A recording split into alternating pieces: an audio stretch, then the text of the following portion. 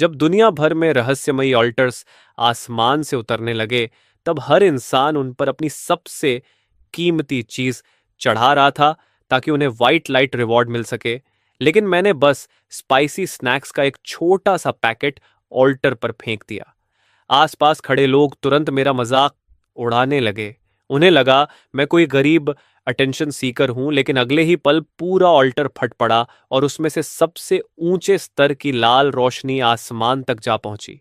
उस रोशनी के बीच से एक मिथिक ग्रेड आइटम बाहर निकला। ऐसा आइटम जो पहले कभी किसी ने नहीं देखा था। यह सब सिर्फ इसलिए हुआ क्योंकि मैंने एक यूनिक ग्रेड एबिलिटी अवेकन की थी, आई ऑफ ट्रुथ।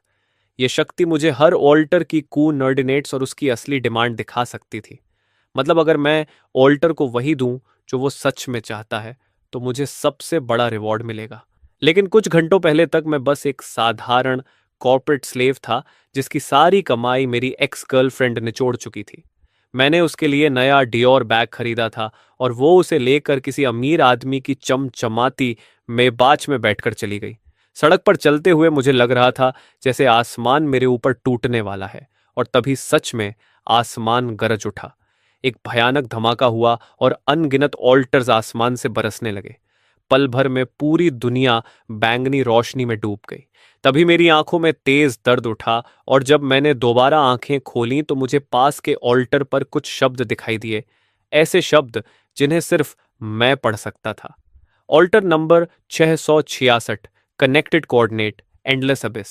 यहां एक विशाल दानव रहता है जिसने हर चीज को निगल लिया है। अनगिनत सालों की बोरियत के बाद अब उसे सिर्फ ऐसा स्वाद चाहिए जो उसकी इंद्रियों को हिला दे। धीरे धीरे ऑल्टर के आसपास भीड़ जमा होने लगी। एक मोटा आदमी आगे बढ़ा और उसने अपनी ब्रेड ऑल्टर पर रख दी। कुछ ही सेकंड बाद ऑल्टर से हल्की सफेद रोशनी निकली और उसके सामने एक चमकता हुआ फ्रूट प्रकट हो गया। वो आदमी तुरंत उसे खा गया और देखते ही देखते उसके शरीर की सारी चर्बी पिघल गई। कुछ सेकंड में वो मस्कुलर बॉडी वाला हैंडसम आदमी बन चुका था। यह देखकर भीड़ पागल हो गई।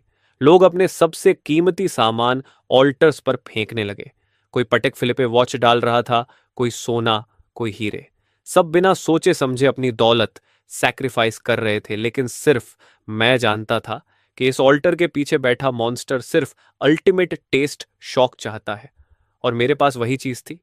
मेरे एक दोस्त ने विदेश से रीपर स्पाइसी स्ट्रिप्स लाकर दिए थे। मैंने उन्हें बस एक बार चखा था और 3 दिन तक मेरी हालत खराब रही थी। अगर एक ब्रेड से एनहांसमेंट फ्रूट मिल सकता है, तो सोचो अगर मैं ऑल्टर को उसकी पसंद की बिल्कुल सही चीज दूं तो मुझे क्या मिलेगा। ये सोचते ही मैं घर की तरफ भागा। मैंने हर ड्रॉर उलट पलट डाली और आखिरकार वो रीपर स्पाइसी स्ट्रिप्स ढूंढ निकाले। लेकिन इस बार मैं सीधे बाहर नहीं भागा। पहले मैंने कंप्यूटर खोला और न्यूज चेक की। पूरी दुनिया की इंटरनेट साइट सिर्फ एक ही चीज से भरी हुई थी, अल्टर्स। एक खबर में बताया गया कि एक टाइकून ने ट्रक भरकर सोना अल्टर पर चढ़ाया और बदले में उसे एक्स्ट्रॉर्डिनरी पावर मिली। उसे ब्लू लाइट रिवॉर्ड मिला था। ऑल्टर ने उसे एक नीली चमक वाला सीड दिया, जिसे निगलने के बाद उसे बेलें समन करने की टेरिफाइंग एबिलिटी मिल गई। लेकिन एक और खबर ने मेरा ध्यान खींचा। सकुरा नेशन में ऑफरिंग फेल हो गई थी और वहां एक फ्लैश ईटिंग डीमन समन हो गया था। किसी मास्टर ने अपनी एंसेस्ट्रल सोर्ड चढ़ाई थी, लेकिन बदले में काले धुएं से घिरा हुआ मॉन्स्टर बाहर आ गया। पूरा शहर तबाह हो चुका था और मिलिट्री तक उतर आई थी। ये पढ़कर मेरी रीढ़ में सिहरन दौड़ गई। मतलब अगर ऑफरिंग गलत हुई तो डिजास्टर समन हो सकता है। तभी मेरा फोन जोर से वाइब्रेट हुआ। Dragon nation official alert. शुरुआती रिसर्च के अनुसार ऑल्टर्स में बहुत बड़े रिस्क्स और लिमिट्स हैं। हर इंसान एक ही ऑल्टर पर सिर्फ एक बार ऑफरिंग कर सकता है और एक दिन में ज्यादा से ज्यादा 3 ऑफरिंग्स ही अलाउड हैं। साथ ही ऑल्टर्स के उतरने से निकली मिस्टीरियस एनर्जी पल्स ने दुनिया के सारे सर्वेलेंस डिवाइसेस डिस्ट्रॉय कर दिए हैं। मेरा दिल तेजी से धड़कने लगा। ये तो मेरे लिए भगवान का दिया मौका था।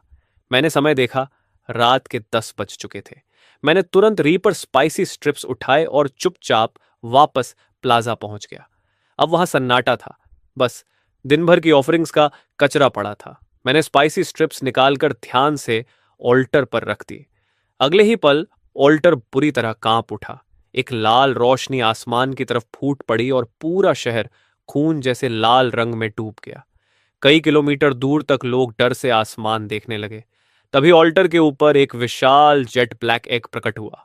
मैंने बिना समय गंवाए उसे उठाया और तुरंत वहां से गायब हो गया। उसी समय ड्रैगन नेशन की अनोमली अफेयर्स ब्यूरो हेडक्वार्टर्स में अलार्म्स बज उठे। एक सख्त चेहरे वाला आदमी चिल्लाया, कोऑर्डिनेट्स लॉक हुई या नहीं? जवाब आया, जनरल, कलेक्टेड डेटा के आधार पर हमने एरिया नैरो डाउन कर लिया है। मैप पर जो लोकेशन दिखाई दे रही थी वो ठीक वही जगह थी जहां मैं था, रिवरसाइड सिटी का वेस्टर्न डिस्ट्रिक्ट। तुरंत आदेश दिया गया, इस एरिया को एस लेवल ऑब्जर्वेशन जोन घोषित करो। रिवरसाइड सिटी ब्रांच को इन्फॉर्म करो। किसी भी कीमत पर पता लगाओ वो रेड लाइट क्या थी। लेकिन तब तक मैं घर पहुंच चुका था। अपनी बाहों में पकड़े उस जायंट एग को देखकर मैं सच में कंफ्यूज्ड था। आखिर ये चीज है क्या?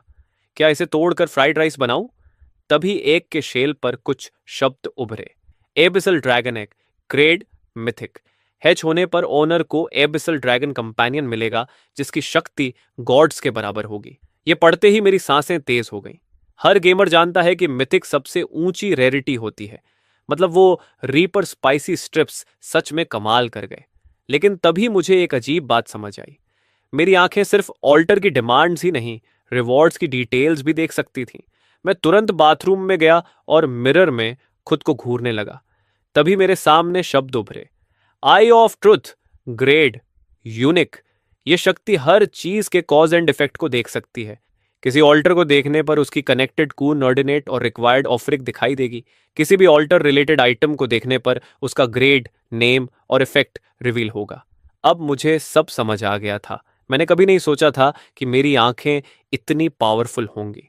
मुझे याद आया कि फोरम्स पर कितने लोग शिकायत कर रहे थे कि उन्हें ऑफरिंग्स के बदले बेकार लकड़ी या साधारण पत्थर मिले जिन्हें वो यूजलेस समझकर फेंक चुके थे। लेकिन मैं अलग था। मुझे बस एक नजर डालनी थी और हर हिडन इंफॉर्मेशन मेरे सामने खुल जाती थी। हिडन ट्रेजर्स ढूंढना अब फैंटेसी नहीं रहा था।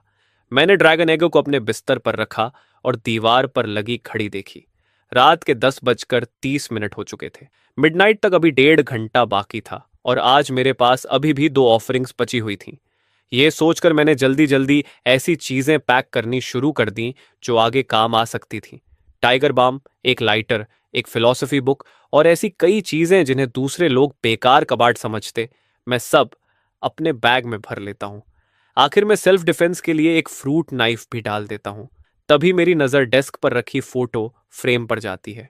उस तस्वीर में विवियन मुस्कुरा रही थी। अब उस फोटो को संभाल कर रखने का कोई मतलब नहीं था, बिल्कुल भी नहीं। मैं फोटो को जेब में ठूंस लेता हूं ताकि बाद में कहीं फेंक दूं। घर से निकलकर मैं सीधे शहर के वेस्टर्न पार्ट में मौजूद अबैंडन्ड इंडस्ट्रियल डिस्ट्रिक्ट की तरफ बढ़ जाता हूं। यह जगह कई सालों से वीरान पड़ी थी और इसका उलझा हुआ टेरेन मेरे प्लान के लिए बिल्कुल परफेक्ट था। तभी अचानक मेरा फोन बज उठता है। कॉल किसी और की नहीं बल्कि मेरी एक्स गर्लफ्रेंड विवियन की थी। मैं बिना एक सेकंड गंवाए कॉल काट देता हूं, उसका नंबर ब्लॉक करता हूं और कॉन्टैक्ट डिलीट कर देता हूं। उसी समय एक 5 स्टार होटल में विवियन डेमन के साथ बैठी थी। उसे पूरा यकीन था कि मैं अभी भी अपने टूटे फूटे किराए के कमरे में बैठा दुखी हो रहा होऊंगा। लेकिन अगले ही पल उसकी कॉल कट गई। उसके अंदर गुस्से की आग भड़क उठी। एक बेकार लूजर जिसे उसने छोड़ा था, उसकी हिम्मत कैसे हुई फोन काटने की? क्या हुआ बेब? डेमन की एक साधारण सी बात सुनते ही विवियन का गुस्सा गायब हो गया। सामने बैठे आदमी को देखकर वो बेहद संतुष्ट थी। वो आसानी से हजारों के लग्जरी बैग्स और लाखों की वॉचेस खरीद सकता था। इस नए दौर में यही सबसे बेहतरीन ऑफरिंग्स थीं। ऐसे फॉर्च्यून के सामने प्यार, डिवोशन और वॉज की कोई कीमत नहीं बचती। आखिर जब उसने वो डियोर बैग ऑल्टर पर चढ़ाया था जो मैंने उसे दिया था, तब ऑल्टर से सोल स्टरिंग ग्रीन लाइट निकली थी और उसकी अगली 2 ऑफरिंग्स से भी वही रेयर ग्रीन लाइट प्रकट हुई थी। साफ था कि वो इस नए युग की चोजन वन थी। दूसरी तरफ डेमन भी विवियन में गहरी दिलचस्पी दिखा रहा था, लेकिन उसकी आंखों में सिर्फ कैलकुलेशन थी। उसने शुरू में बस थोड़े पैसे खर्च करके मजे लेने का सोचा था, लेकिन उसे उम्मीद नहीं थी कि इस औरत की लक इतनी डरावनी होगी। लगातार 3 ऑफरिंग्स और तीनों में ग्रीन लाइट। भविष्य में उसे अपने पास रखना बहुत काम आ सकता था। उधर मैं अबैंडन्ड इंडस्ट्रियल डिस्ट्रिक्ट पहुंच चुका था। मिडनाइट से पहले मुझे दो सही ऑल्टर्स ढूंढकर ऑफरिंग्स पूरी करनी थी, वरना मौके बर्बाद हो जाते। कुछ कदम चलते ही मुझे पहला ऑल्टर दिखा। Altar number 2591, connected coordinate, junkyard realm. एक मैकेनिकल इम्प जिसे कचरा जमा करने में मजा आता है, उसे बॉटल कैप्स के लिए लगभग पागलपन जैसी ऑब्सेशन है। मैं हल्का सा सिर हिलाता हूं। कचरा जमा करने वाला मैकेनिकल इम्प आखिर कितना बड़ा रिवॉर्ड देगा। मैं आगे बढ़ता हूं और दूसरा ऑल्टर दिखाई देता है। Altar number 18472, connected coordinate, the dried pond. प्यास से मरने के कगार पर पहुंची एक कारप स्प्रिट बस मीठे ताजा पानी का एक घूंट चाहती है। ये भी मुझे पसंद नहीं आता। मैं चलता रहता हूं जब तक कि एक छोटी सी गली में नहीं पहुंच जाता जो कूड़े से भरी थी। चारों तरफ देखने के बाद जब मुझे यकीन हो गया कि आसपास कोई नहीं है, तब मैंने एक और ऑल्टर पर नजरें टिकाईं। Alter number 444, connected coordinate, theatre of sorrows. एक ट्रेजिक हीरोइन जो हमेशा एक ही रोल दोहराने के श्राप में फंसी है। वो अपनी तयशुदा स्क्रिप्ट से पूरी तरह थक चुकी है। अब उसे ऐसी चीज चाहिए जो असली बिट्रेयल, गहरी नफरत और जलती हुई रिजेंटमेंट से पैदा हुई हो। मेरी सांसें रुक सी गईं। ऑल्टर नंबर 444 था और उसकी डिमांड बेहद स्पेसिफिक थी। लेकिन तभी मुझे याद आया, मुझे अभी अभी डंप किया गया था। मैं जेब से विवियन की फोटो निकालता हूं और फ्रूट नाइफ से उसके चेहरे पर कट लगाना शुरू कर देता हूं, क्योंकि मुझे डर था कि शायद मेरे अंदर उतनी नफरत और रिजेंटमेंट न हो। मैं आंखें बंद करता हूं और पुरानी बातें याद करने लगता हूं। तुम्हें बुखार है? मैंने अपनी बेस्ट फ्रेंड से शॉपिंग का प्रॉमिस किया है। खुद ज्यादा पानी पी लो। मेरा गेमिंग अकाउंट कहाँ है? मैंने बेच दिया। गेम्स खेलने वाले आदमी अपनी जिंदगी बर्बाद करते हैं। उन पैसों से मैं हमारे लिए अच्छा खाना खरीदूंगी। तुम्हें मैच्योर होना चाहिए। मैं तुम्हारे साथ दुख झेलने नहीं वाली। हम दोनों कभी एक ही दुनिया के नहीं थे। मुझे परेशान करना बंद करो।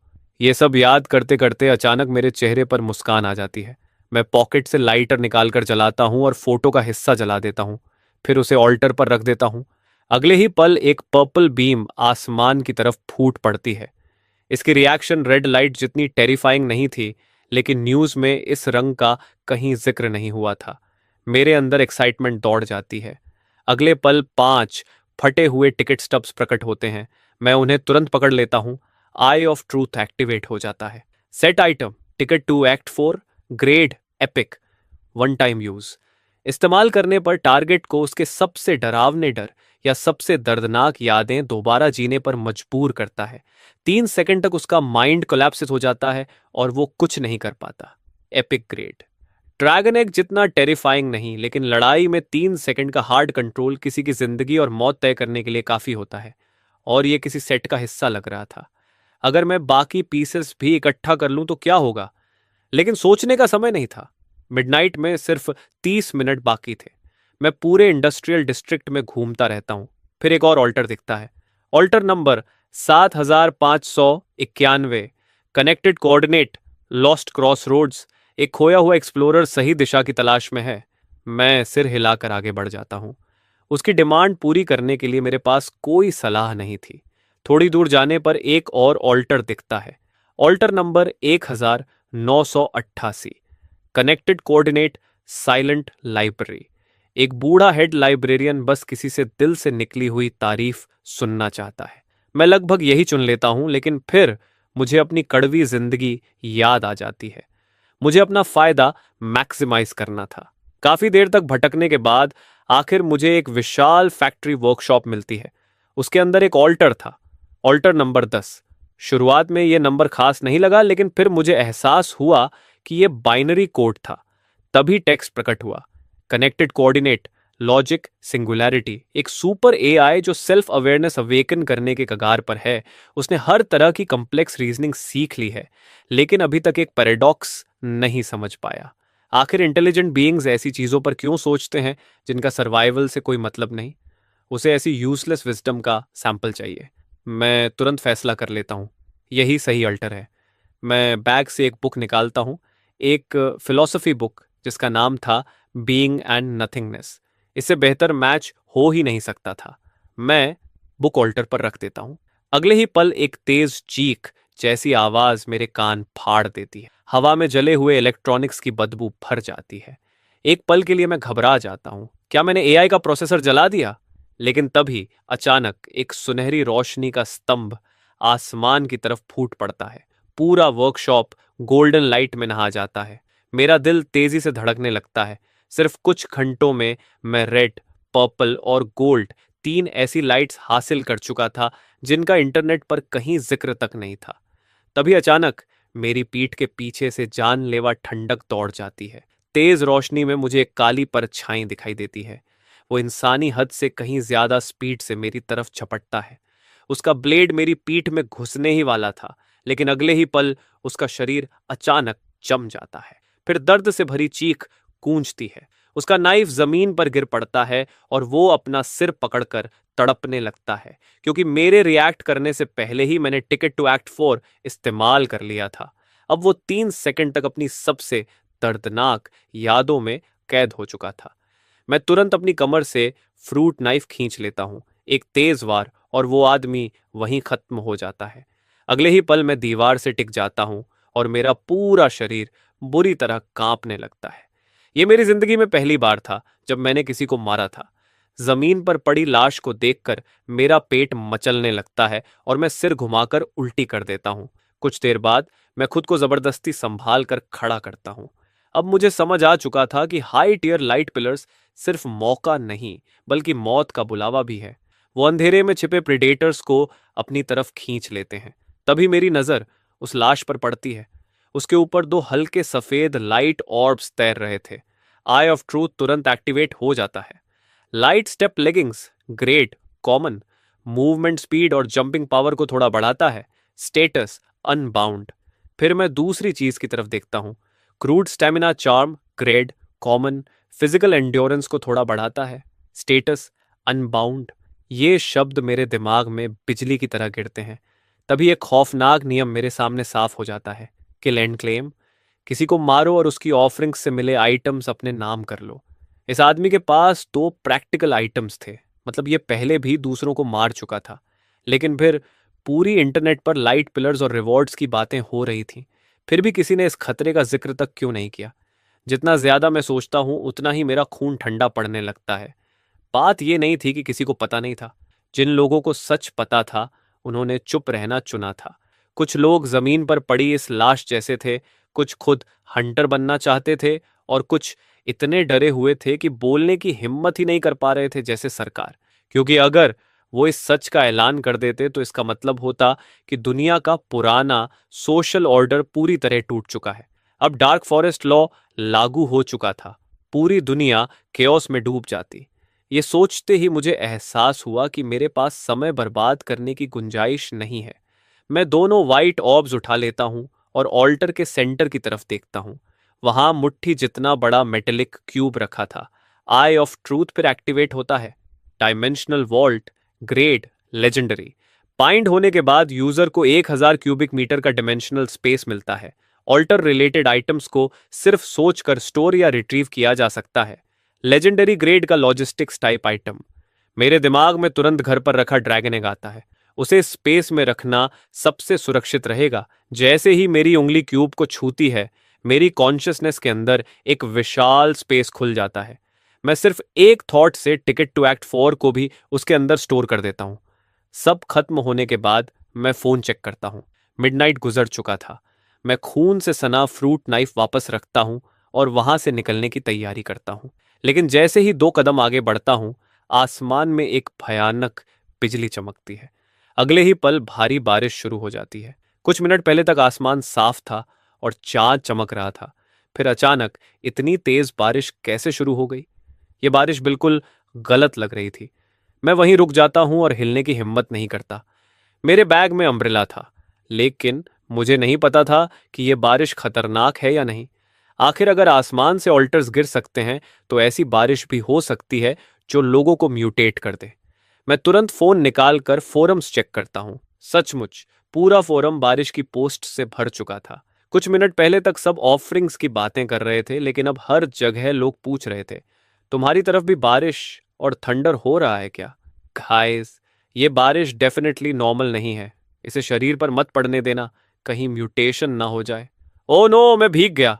मैंने अभी तक किसी लड़की का हाथ तक नहीं पकड़ा। प्लीज मुझे ज़ॉम्बी मत बना देना। पोस्ट्स इतनी तेजी से रिफ्रेश हो रही थीं कि मेरा दिल धीरे धीरे टूटने लगा। अगर ये बारिश सच में लोगों को इन्फेक्ट करती है तो उसके कॉन्सिक्वेंसेस अनइमेजिनेबल होंगे। लेकिन इससे पहले कि मैं कुछ सोच पाता, एक रेड फ्लैग्ड पोस्ट देखकर मेरा दिल बैठ गया। होली क्रैप, कुछ बहुत बड़ा हो गया। सारे ऑल्टर्स गायब हो गए। रेड, पर्पल और गोल्ड, तीन ऐसी लाइट्स हासिल करने के बाद जिनका ऑनलाइन कहीं रिकॉर्ड नहीं था, मैं बस घर लौटने की तैयारी कर रहा था कि अचानक साफ चांदनी वाला आसमान तूफानी बारिश में बदल गया। फोरम्स बारिश की पोस्ट से फट रहे थे, लेकिन सबसे डरावनी चीज बारिश नहीं थी बल्कि वो हेडलाइन थी। Something big is happening, the altars are gone. मैं तुरंत पीछे मुड़कर देखता हूं। सचमुच ऑल्टर गायब हो चुका था, और सबसे डरावनी बात, उस आदमी की लाश भी गायब थी। लेकिन मुझे पूरा यकीन था कि यहां कोई आया ही नहीं था। इसका मतलब सिर्फ एक हो सकता था। ये बारिश जब गिरती है तो ऑल्टर्स को गायब कर देती है और पिछले दिन के सारे निशान भी मिटा देती है। पूरी दुनिया के सर्वेलेंस डिवाइसेस पहले ही डिस्ट्रॉय हो चुके थे। अब ये बारिश मर्डर और थेफ्ट के लिए परफेक्ट एनवायरनमेंट बना रही थी। जब मुझे यकीन हो गया कि बारिश खुद हार्मलेस है, तब मैं अम्ब्रेला निकालकर घर की तरफ चल पड़ा। मेरे जाने के कुछ देर बाद अनॉमली अफेयर्स ब्यूरो वहां पहुंच गया। उन्होंने जल्दी ही वो वर्कशॉप ढूंढ निकाला जहां ऑल्टर था। कमांडर रायन तुरंत अपनी टीम की तरफ मुड़ा। उसके पीछे खड़ी लगभग 20 साल की एक लड़की आगे बढ़ी। कल की ऑफरिंग के बाद उसे एक एबिलिटी मिली थी, एनर्जी रिवाइंड। ये शक्ति किसी जगह में बची हुई एनर्जी फ्लक्चुएशंस को महसूस कर सकती थी। जितना हायर टियर उतना क्लियर ट्रेस। एजेंट एमिली आंखें बंद करके महसूस करना शुरू करती है। अचानक उसकी सांस अटक जाती है और वो लड़खड़ा कर पीछे गिरने लगती है। रायन तुरंत उसे पकड़ लेता है। क्या हुआ? एमिली तेजी से सांस लेते हुए कांपती आवाज में बोलती है, ये पिछली जगह से बिल्कुल अलग है। वो तो फायरफ्लाई जैसी थी, लेकिन ये दिन की रोशनी जैसा चमक रहा है, सूरज जैसा गर्म। टीम का एक सदस्य तुरंत बोल पड़ता है, क्या ये गोल्ड लाइट हो सकती है? रायन का चेहरा तुरंत गंभीर हो जाता है। इस एरिया को तुरंत लॉकडाउन करो, पूरी जगह की थरो सर्च करो, हेडक्वार्टर्स को रिपोर्ट भेजो। मुझे शक है कि यहाँ कोई अनइमेजिनेबल मॉन्स्टर छिपा हुआ है। उधर जैसे ही मैं घर पहुंचता हूं, तुरंत ड्रैगन एग को डायमेंशनल स्पेस में रख देता हूं। अब मुझे उसके डिस्कवर होने की चिंता नहीं थी। अगर फ्यूचर में हैच हुआ ड्रैगन भी इसके अंदर आ सके तो और भी अच्छा होगा, लेकिन उससे पहले मुझे यह पता लगाना था कि इसे हैच कैसे किया जाए। मुझे फिल्मों वाले ब्लड बाइंडिंग रिचुअल्स याद आते हैं, इसलिए मैं वही ट्राई करने का फैसला करता हूं। मैं अपनी उंगली से खून की एक बूंद एग पर गिराता हूं। तभी शेल पर छोटे शब्द उभरते हैं, हैचिंग कंडीशन, पर्याप्त मात्रा में ब्लड अब्सॉर्ब करो। ये लगभग वही था जिसकी मुझे उम्मीद थी, लेकिन मेरा खुद का खून कभी काफी नहीं होगा। मुझे कल इसके लिए कोई तरीका ढूंढना पड़ेगा। पूरे दिन मेरा दिमाग तनाव में रहा था और अब एग्जॉस्शन मुझ पर हावी होने लगी थी। मैं जल्दी ही सो जाता हूँ। सुबह ठीक 5 बजे एक तेज अलार्म मुझे झकझोर कर जगा देता है। ऑल्टर्स सच में रिफ्रेश हो चुके थे। मैं तुरंत फोन खोलकर फोरम्स चेक करता हूं। कुछ बातें जल्दी साफ हो जाती हैं। सुबह से पहले गिरने वाली ग्रे रेन शरीर को कोई नुकसान नहीं पहुंचाती। वो ठीक 5 बजे रुक जाती है और उसी समय ऑल्टर्स रिफ्रेश हो जाते हैं।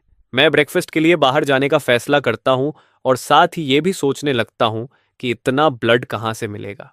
मैं एक छोटे रेस्टोरेंट में नूडल्स का बाउल ऑर्डर करता हूं और फोन पर फोरम्स खोल लेता हूं। आज हर टॉपिक सिर्फ ऑफरिंग्स के बारे में था। बहुत सारे लोग ऑल्टर्स के चक्कर में कंपल्सिव गैम्बलर्स बन चुके थे। तभी खाना खाते हुए पास वाली टेबल से आती बातचीत मेरे कानों में पड़ती है। पास वाली टेबल पर बैठा एक आदमी धीरे से झुककर फुसफुसाया, देख रहे हो बाहर उन लोगों को? सब ऑल्टर पर ऑफरिंग्स चढ़ाने के नशे में पागल हो चुके हैं। कोई एंटीक जेड फेंक रहा है, कोई अपनी जमा पूंजी, बिल्कुल गैम्बलर्स की तरह। लेकिन वो एक सबसे जरूरी बात भूल चुके हैं। दूसरा आदमी हैरानी से पूछता है, ऑल्टर्स से ज्यादा जरूरी और क्या हो सकता है? पहला आदमी हल्का सा हंसता है, लोगों को अभी भी खाना खाना पड़ेगा, चाहे दुनिया बदल जाए। फूड, ऑयल और राइस हमेशा जरूरी रहेंगे। मैं सोच रहा हूं रिवरसाइड सिटी में किसी छोटे फूड प्रोसेसिंग फैक्ट्री को डर्ट चीप प्राइस पर खरीद लूं। जब ये पागल लोग अपना सारा पैसा ऑफरिंग्स में उड़ा देंगे और खाने के लिए तरसेंगे, तब मैं रिवरसाइड सिटी का फूड किंग बनूंगा। उसकी बात सुनते ही मेरे दिमाग में बिजली सी कौंध जाती है। फूड प्रोसेसिंग का मतलब मीट प्रोसेसिंग। और मीट आता कहाँ से है? साफ बात है, स्लॉटर हाउस से। अगर मैं किसी स्लॉटर हाउस को सस्ते में खरीद लूं तो ब्लड की प्रॉब्लम हमेशा के लिए सॉल्व हो जाएगी। मैं तुरंत घर भागता हूं, कंप्यूटर खोलता हूं और लिस्टिंग्स खंगालना शुरू कर देता हूं। ऑल्टर्स की वजह से अब बहुत सारी फैक्ट्रीज सेल पर थीं। जल्दी ही मेरी नज़र एक लिस्टिंग पर टिक जाती है। रिवरसाइड सिटी के वेस्टर्न आउटस्कर्ट्स में छोटा स्लॉटर हाउस, पर्सनल रीजंस की वजह से अर्जेंट सेल, प्राइस नेगोशिएबल। मैं बिना देर किए नंबर डायल करता हूँ। मीटिंग का टाइम तय होता है और कॉल खत्म होने के बाद मैं अपना अकाउंट बैलेंस चेक करता हूँ।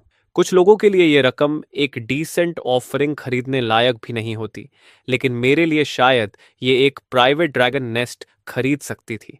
दोपहर 2 बजे मैं रिवरसाइड सिटी के वेस्टर्न आउटस्कर्ट्स पहुंचता हूं। एक मिडिल एज्ड आदमी बाहर आकर मेरा स्वागत करता है और प्रॉपर्टी की तारीफें शुरू कर देता है। पिछले महीने ही स्लॉटर लाइन की एक्सपेंसिव मेंटेनेंस हुई है। कोल्ड स्टोरेज रेफ्रिजरेशन भी टॉप क्वालिटी का है। लेकिन मैं चुपचाप पूरी जगह को स्कैन करता रहता हूं। मेरा ठंडा बिहेवियर देखकर वो आदमी खुद अनएजी होने लगता है। वो पहले इन्फ्लेटेड प्राइस बोलता है, लेकिन मैं बस सिर हिला देता हूँ। काफी बार्गेनिंग के बाद मैं उसकी मांगी हुई कीमत के सिर्फ 40% में पूरा स्लॉटर हाउस खरीद लेता हूँ। वो कॉन्ट्रैक्ट साइन करके मुझे कीज दे देता है और साथ ही पास के लाइव स्टॉक फार्म का कॉन्टैक्ट नंबर भी। सप्लाई चेन की प्रॉब्लम उसी वक्त सॉल्व हो जाती है। मैं अपनी नई प्रॉपर्टी का वॉक थ्रू करता हूँ और तभी जमीन में बने एक हिडन हैच को खोलता हूँ। नीचे एक पुराना स्टोरेज रूम था। अचानक आई ऑफ ट्रूथ को हल्की एनर्जी फ्लक्चुएशन महसूस होती है। मैं धीरे से धूल हटाता हूं और उसके नीचे एक ऑल्टर दिखाई देता है। वो ब्लड रेड रंग का था और उसमें से दिल धड़कने जैसी आवाज आ रही थी। मैं डर को दबाकर आई ऑफ ट्रूथ एक्टिवेट करता हूं। मेरी आंखों में तेज दर्द उठता है और खून जैसे मुड़े तुड़े शब्द उभरते हैं। Altar number 40, connected coordinate, crimson throne. Crimson crown हासिल होने तक हर चीज सिर्फ भोजन है। Special trait 1, eternal altar. ये ऑल्टर परमानेंटली मौजूद रहेगा। ये डेली ऑफरिंग लिमिट में काउंट नहीं होगा। Unlimited offerings allowed. Special trait 2, flash forge. किसी भी ऑल्टर रिवॉर्ड को यहां सैक्रिफाइस करके सोर्स ब्लड में बदला जा सकता है। उसे अब्सॉर्ब करने पर यूजर की ओवरऑल विटैलिटी परमानेंटली बढ़ती है। मेरा दिमाग हिल जाता है। यह अब तक का सबसे लो नंबर्ड ऑल्टर था जो मैंने देखा था, और सबसे पागलपन वाली बात यह थी कि यह परमानेंट था। अनलिमिटेड ऑफरिंग्स और लोकेशन भी प्रैक्टिकली मेरी प्राइवेट टेरिटरी बन चुकी थी। इस ऑल्टर की मदद से फ्यूचर में मिलने वाले हर यूजलेस रिवॉर्ड को मैं सोर्स ब्लड में बदलकर अपने शरीर को मजबूत बना सकता था। इसे तुरंत टेस्ट करने का लालच बेकाबू हो रहा था। लकली मेरे पास एक ऑल्टर रिवॉर्ड पहले से था। मैं पिछली रात मिला क्रूड स्टैमिना चार्म ऑल्टर में फेंक देता हूं। अगले ही पल ऑल्टर के सेंटर में एक पुरानी ग्लास बॉटल मटेरियलाइज होती है जो आधी डार्क लिक्विड से भरी थी। आई ऑफ ट्रुथ फिर एक्टिवेट होता है। सोर्स ब्लड अब्सॉर्ब करने पर ओवरऑल वाइटैलिटी थोड़ी बढ़ती है। परमानेंट एनहांसमेंट, बिल्कुल वैसा ही जैसा मैंने सोचा था। मैं बिना झिझक उसे पी जाता हूं। मुझे लगा था इसका टेस्ट खून जैसा डिस्गस्टिंग होगा, लेकिन वो सरप्राइजिंगली क्रिस्प और स्वीट था। मैं सोच ही रहा था कि कोई असर क्यों नहीं हो रहा, तभी अचानक मेरे अंदर हीट की लहर फूट पड़ती है। मेरे शरीर का हर सेल उस एनर्जी को पागलों की तरह अब्सॉर्ब करने लगता है। मेरी स्किन से स्टीम उठने लगती है। यह सेंसेशन उन आइटम से बिल्कुल अलग थी जिन्हें मैंने पहले यूज किया था। यह ताकत सीधे मेरे फ्लैश और ब्लड से निकल रही थी। मैं पास टंगे आधे बीफ कार्कस के पास जाता हूं और कैजुअली एक पंच मारता हूं। 100 पाउंड से ज्यादा भारी बीफ सीधा उड़कर कमरे के कोने में जा गिरता है। यह मेरी कल्पना से कहीं ज्यादा टेरिफाइंग था। मैंने सिर्फ कॉमन सोर्स ब्लड की एक बॉटल एब्जॉर्ब की थी और मेरी ताकत इतनी बढ़ गई। शायद फ्लैश एंड ब्लड गॉड बनना अब सपना नहीं रहा। मैं अपनी एक्साइटमेंट को दबाता हूं।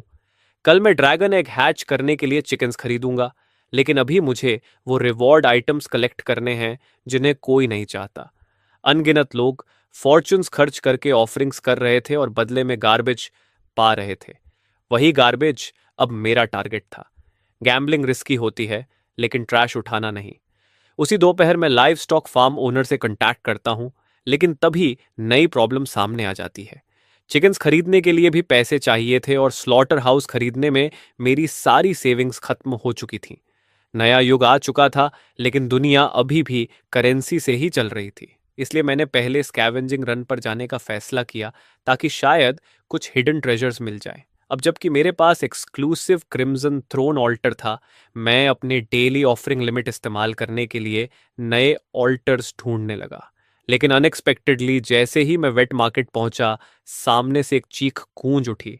फटे हुए मंक रोब्स पहने एक ह्यूमैनॉइड क्रीचर किसी राहगीर को जिंदा चीर रहा था। मैं तुरंत आई ऑफ ट्रुथ एक्टिवेट करता हूँ। Carnivore monk, wrathful one, ordinary calamity. इस पर झूठा आरोप लगाया गया था कि इसने मटन चुरा कर खाया, इसे पीट पीट कर मार दिया गया था। ये कभी टेम्पल गार्ड था, अब ये मीट ऑफरिंग से जुड़ी हर चीज से नफरत करता है। मुझे तुरंत सब समझ आ गया। किसी जीनियस ने ऑल्टर पर मीट ऑफरिंग चढ़ा दी थी और बदले में ये कैलेमी बीस्ट समन हो गया था। तभी अचानक कई ऑफ रोड व्हीकल्स गरजते हुए वहां आकर रुकते हैं। डोर्स खुलते हैं और आर्मर्ड फिगर्स बाहर कूद पड़ते हैं। सबसे आगे था अनॉमली अफेयर्स ब्यूरो का कमांडर रायन। उसका चेहरा बेहद गंभीर था। वो जोर से ऑर्डर्स देना शुरू करता है और कुछ ही सेकंड्स में पूरा एरिया लॉकडाउन हो जाता है। क्राउड को तेजी से इवैक्यूएट किया जाता है, लेकिन मैं जानबूझकर वहीं आसपास रुक जाता हूं। रायन पीछे खड़ी लड़की की तरफ देखता है। कमांडर रायन, यहां एनर्जी फ्लक्चुएशन बहुत स्ट्रांग है, सावधान रहिए। एमिली का एक्सप्रेशन बेहद सीरियस था। बैरिकेड के पीछे खड़े होकर मैं उनकी हर बात साफ सुन रहा था। होली क्रैप, वो एनर्जी फ्लक्चुएशन सेंस कर सकती है? कैसी एबिलिटी है ये? तभी अचानक एमिली कुछ महसूस करती है और उसकी नज़र सीधे मुझ पर टिक जाती है। हमारी आंखें मिलती हैं। मेरे सीने में पैनिक उठता है, लेकिन ऊपर से मैं खुद को एक डरे हुए आम इंसान की तरह दिखाता हूँ। एमिली हल्का सा भौहें सिकोड़ती है। उसने अभी अभी एक अनयूजुअल एनर्जी फ्लक्चुएशन महसूस की थी, लेकिन वो बहुत फेंट थी। शायद उसे लगा कि ये उसका भ्रम था। तभी मार्केट के अंदर मौजूद राथफुल मंक जोर से दहाड़ता है। रायन तुरंत अपनी टीम को सप्रेसिंग फायर का ऑर्डर देता है, लेकिन बुलेट्स का उस मॉन्स्टर पर कोई असर नहीं होता। ये देखकर रायन चिल्लाता है, स्क्वाड दो, मूव! उसके शब्द खत्म भी नहीं होते कि दो फिगर्स बिजली की रफ्तार से दोनों तरफ से आगे बढ़ जाते हैं। उनमें से एक इतनी तेजी से आगे बढ़ा कि उसकी आफ्टर इमेज तक दिखाई देने लगी। उसने डैगर उठाया और सीधे मंक की गर्दन के पीछे वार कर दिया। दूसरा आदमी एक विशाल आयरन रैक उठाकर पूरी ताकत से क्रीचर के सिर पर दे मारता है। उस भयानक असॉल्ट की वजह से मंक पूरी तरह खुल जाता है। रायन उसी मौके का फायदा उठाकर खुद भी लड़ाई में कूद पड़ता है। उसकी लंबी ब्लेड चमकती हुई बिजली से क्रैकल कर रही थी। सिर्फ एक वार और मंक का सिर साफ धड़ से अलग होकर नीचे गिर पड़ता है। यह देखकर मैं सच में शॉक हो जाता हूं। उनकी कोऑर्डिनेशन फ्लॉलेस थी और इस वक्त हमारे बीच का गैप बहुत बड़ा था। मुझे जितनी जल्दी हो सके उतना फास्ट लेवल अप करना होगा। सूरज डूबने वाला था, इसलिए मैंने किसी ज्यादा सेफ जगह पर जाकर ऑल्टर सर्च करने का फैसला किया। मैं आउटस्कर्ट्स की तरफ बढ़ने लगा। रास्ते में मुझे काफी ऑल्टर्स दिखे, लेकिन उनकी क्वालिटी पहले दिन से भी खराब थी। तभी एक अधूरी बिल्डिंग के पास से गुजरते वक्त आई ऑफ ट्रूथ को हल्की एनर्जी फ्लक्चुएशन महसूस होती है। मैं सीढ़ियां चढ़कर सेकंड फ्लोर पर पहुंचता हूं। वहां मेरे सामने एक अजीब शेप वाला ऑल्टर दिखाई देता है। Altar number 1955, connected coordinate city of eternal clocks. एक क्लॉक मेकर गॉड जो एब्सोल्यूट प्रिसिजन के पीछे पागल है। उसने जो इटर्नल क्लॉक बनाया वो इतना परफेक्ट था कि अब वो एंडलेस बोर्डम में डूब चुका है। अब वो चेंज चाहता है। ये पढ़कर मैं खुद से बड़बड़ाता हूँ, क्या ये आदमी बोर्डम से पागल हो चुका है? ऑल्टर का नंबर काफी लो था, मतलब रिवॉर्ड अच्छा होने की संभावना थी, लेकिन समय को छुआ या देखा नहीं जा सकता।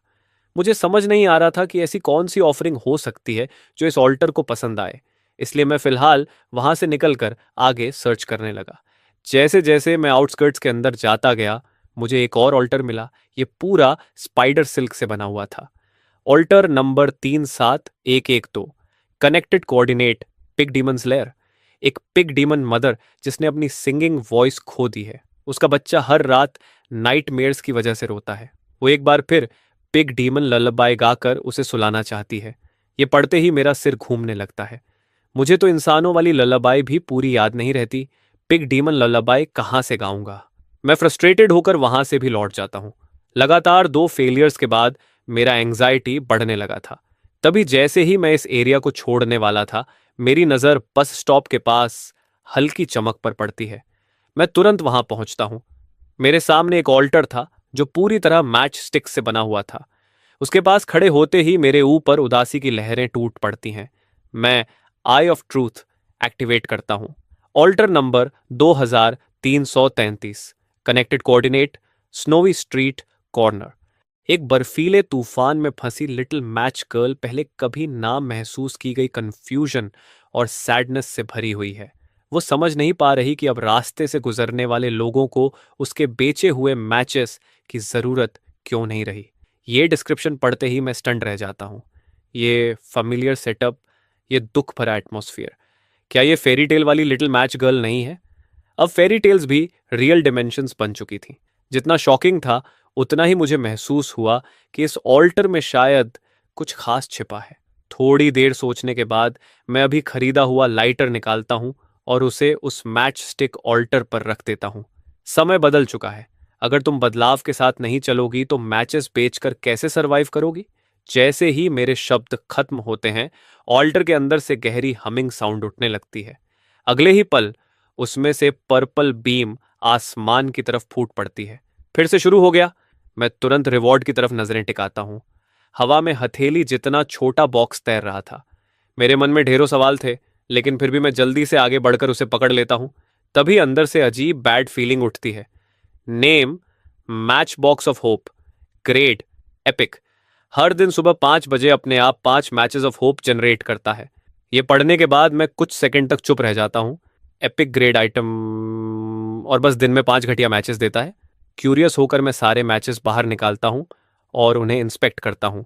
Match of hope, grade common, जलाने पर ब्राइट और वार्म फ्लेम पैदा करता है।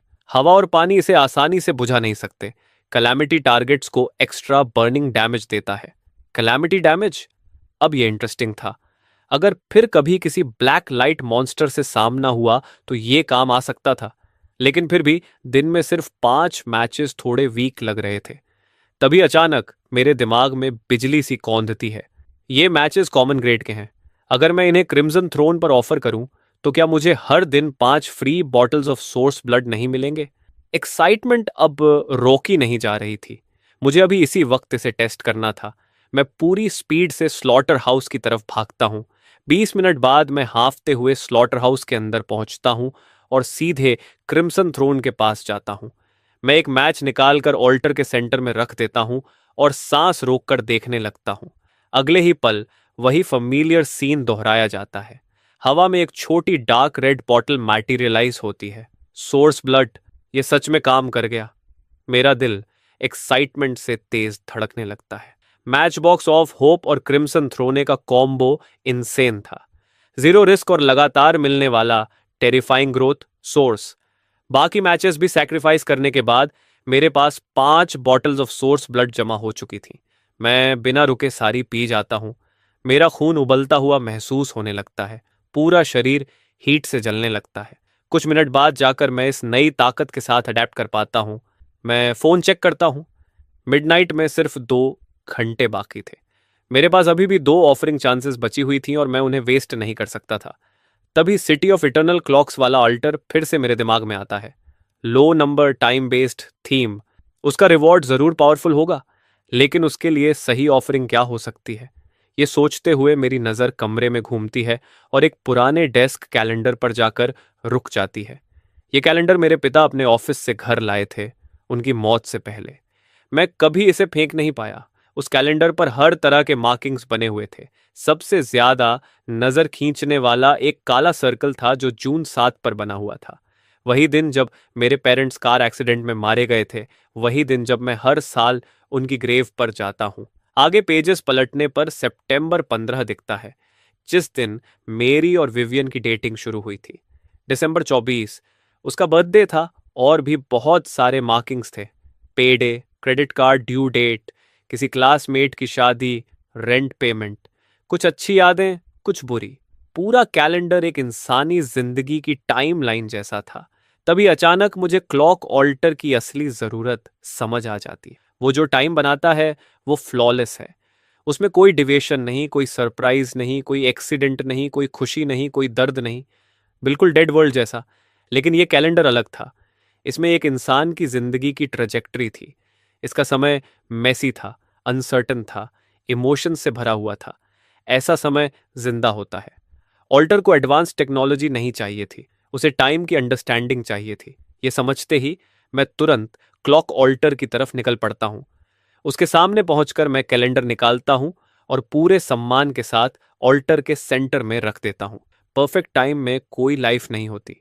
रिग्रेट्स और इम्परफेक्ट लाइफ से भरा हुआ यही समय सच में जिंदा है। क्या तुम्हें ऐसा बदलाव पसंद है? जैसे ही मेरे शब्द खत्म होते हैं, ऑल्टर पर रखा कैलेंडर गायब हो जाता है। ऐसा लगता है जैसे समय खुद फ्रीज हो गया हो। आसपास की हर आवाज अचानक मर जाती है। फिर अगले ही पल गोल्डन लाइट विस्फोट की तरह बाहर फूट पड़ती है। पूरी अधूरी बिल्डिंग चमकदार रोशनी में डूब जाती है और अनगिनत इंसानी जिंदगियों के फ्रैगमेंट्स मेरी आंखों के सामने रनवे स्लाइड शो की तरह चमकने लगते हैं। उसी समय बीचों बीच एक प्राचीन पॉकेट वॉच प्रकट होती है। मैं तुरंत आई ऑफ ट्रूथ एक्टिव करता हूं। Pocket watch own of fit grade legendary passive ability. ये अपने धारक को आने वाले बदलावों के प्रति असाधारण संवेदनशीलता देती है। यूजर को सामान्य इंसानों से कहीं ज्यादा रिएक्शन स्पीड और जजमेंट टाइम मिलता है। ये पढ़कर मैं अनजाने में भौहें सिकोड़ लेता हूं। इसका फायदा ही क्या है? लेकिन जैसे ही मैं उस घड़ी को अपनी मुट्ठी में पकड़ता हूं, एक अवर्णनीय एहसास पूरे शरीर में दौड़ जाता है। तभी मुझे समझ आता है कि मैं कितना बेवकूफ था। ये घड़ी मुझे सीधी ताकत या स्पीड नहीं देती, बल्कि कंट्रोल और अवेयरनेस देती है। ये मेरी अलौकिक वाइटैलिटी और स्ट्रेंथ को पूरी प्रिसिशन के साथ इस्तेमाल करने की क्षमता देती है। सावधानी के लिए मैं तुरंत पॉकेट वॉच ऑफ फेट को डायमेंशनल वॉल्ट में रख देता हूं। हैरानी की बात यह है कि दुनिया के साथ उसका रेजोनेंस जरा भी कम नहीं होता। वह अब भी काम कर रही है। अब अगर मुझ पर दोबारा कोई स्नेक अटैक हुआ तो मैं बिना अपने ट्रम्प कार्ड्स इस्तेमाल किए ही दुश्मन को खत्म कर सकता हूं। मैं फिर समय देखता हूं। रात के 10:40 बज रहे हैं। ऑल्टर्स के रिफ्रेश होने में बस 1 घंटे से थोड़ा ज्यादा समय बचा है। आज की आखिरी ऑफरिंग अभी बाकी है। लेकिन पूरे इलाके को छान मारने के बाद भी मुझे सिर्फ 2 बेकार ऑल्टर्स मिलते हैं। एक ऐसे दलदल से जुड़ा है जहां विशाल मच्छर भरे पड़े हैं, और दूसरा गोबर के कीड़ों की किसी जन्नत से। तभी दूर से हल्की चिल्लाने और गालियों की आवाज सुनाई देती है। यहां और लोग भी हैं। मैं तुरंत सतर्क हो जाता हूं, झुककर धीरे धीरे आगे बढ़ता हूं। एक खुले स्टोरेज यार्ड में 2 गुट आमने सामने खड़े हैं। उनके ठीक बगल में एक ऑल्टर खड़ा है जो हल्की गुलाबी रोशनी से चमक रहा है, और उसका आकार एक पतले नाजुक हाथ जैसा है। मेरा दिल अपने आप तेज धड़कने लगता है। ये ऑल्टर बिल्कुल भी साधारण नहीं लगता। मैं आई ऑफ ट्रुथ एक्टिव करके देखता हूँ। Alter number 9269, connected coordinate palace of bliss. एक सक्सुबस क्वीन जिसने अनगिनत लड़ाइयां लड़ी हैं और सामान्य सुखों से पूरी तरह सुन्न हो चुकी है। वह ऐसे फिजिकल सिमुलेशन की तलाश में है जो आत्मा तक को झकझोर दे। ये पढ़ते ही मैं गहरी सांस खींचता हूं। ऑल्टर का नंबर तो कम है, लेकिन उसका विवरण काफी अजीब है। तभी मैं सहज रूप से अपना बैकपैक थपथपाता हूं और मुझे याद आता है कि मेरे पास अंदर एक ऐसी चीज है जो इसके लिए बिल्कुल परफेक्ट मैच है। उसी वक्त यार्ड का माहौल बदल जाता है। एक तरफ मोटी सोने की चेन पहने एक गंजा आदमी खड़ा है जिसके पीछे दर्जन भर गुंडे हैं।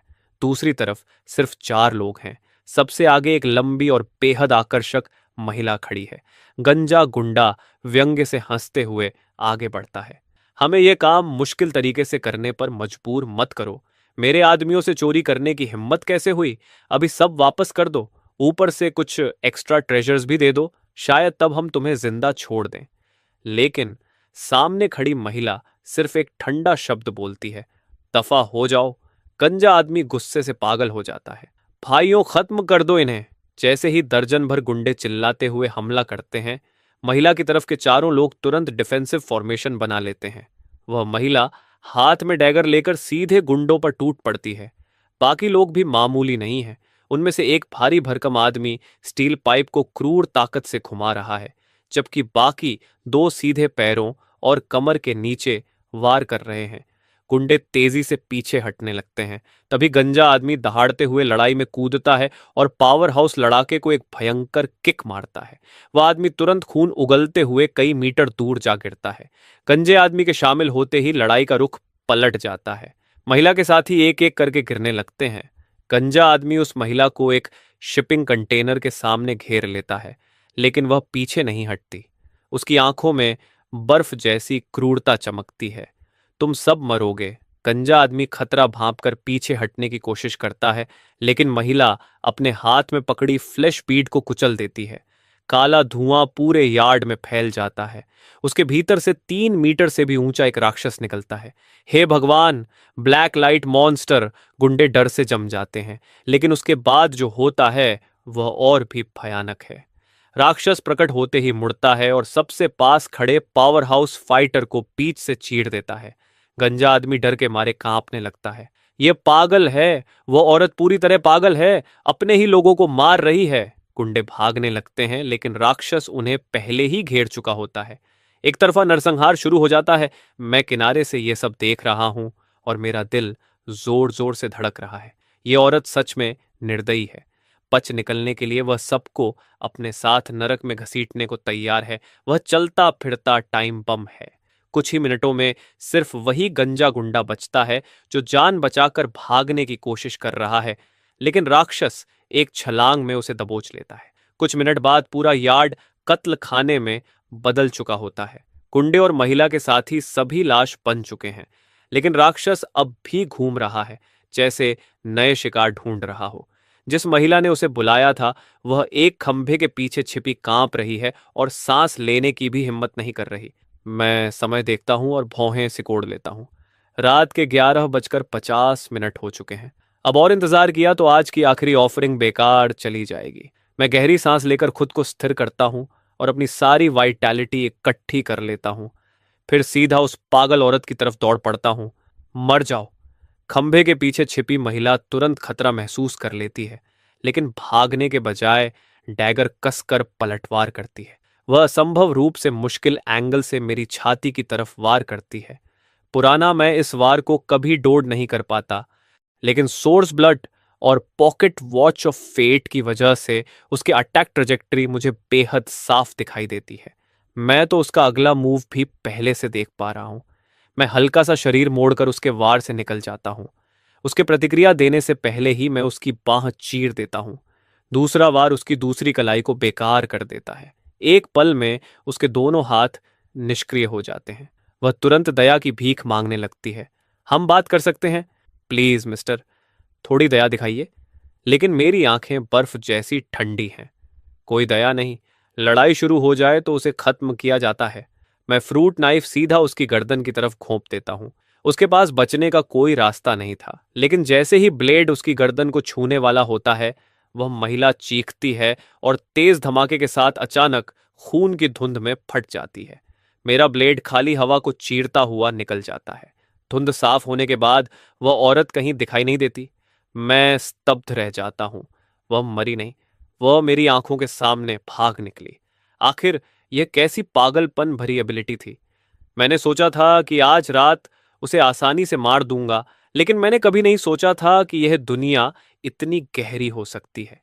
ऐसा सर्वाइवल स्किल मैंने कभी सुना तक नहीं। फिर भी अब वह जल्द वापस आने की हिम्मत नहीं करेगी। तभी अचानक एक दहाड़ और हवा चीरती आवाज मुझे होश में वापस लाती है। ब्लैक लाइट मॉन्स्टर ने मुझे देख लिया है। उसके पंजे मुझ पर झपटने ही वाले होते हैं कि मैं एक छोटा सा कदम पीछे लेकर वार से बच जाता हूं। उसके अटैक के खाली जाने के उस छोटे से मौके का फायदा उठाकर मैं फ्रूट नाइफ से उसकी टांग पर गहरा घाव बना देता हूं।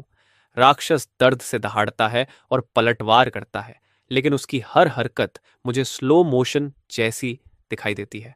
पॉकेट वॉच ऑफ फेट की प्रिडिक्शन एबिलिटी बहुत ज्यादा शक्तिशाली है। कुछ ही एक्सचेंजेस में मैं अपनी बेहतर फुटवर्क और स्पीड से उसके पूरे शरीर पर घावों की बारिश कर देता हूं, लेकिन अब भी मुझे उसकी फेटल वीकनेस नहीं मिल रही। मैं लगातार उसके चारों तरफ घूमते हुए लड़ाई करता रहता हूं और उसी दौरान आई ऑफ ट्रुथ एक्टिव कर देता हूं।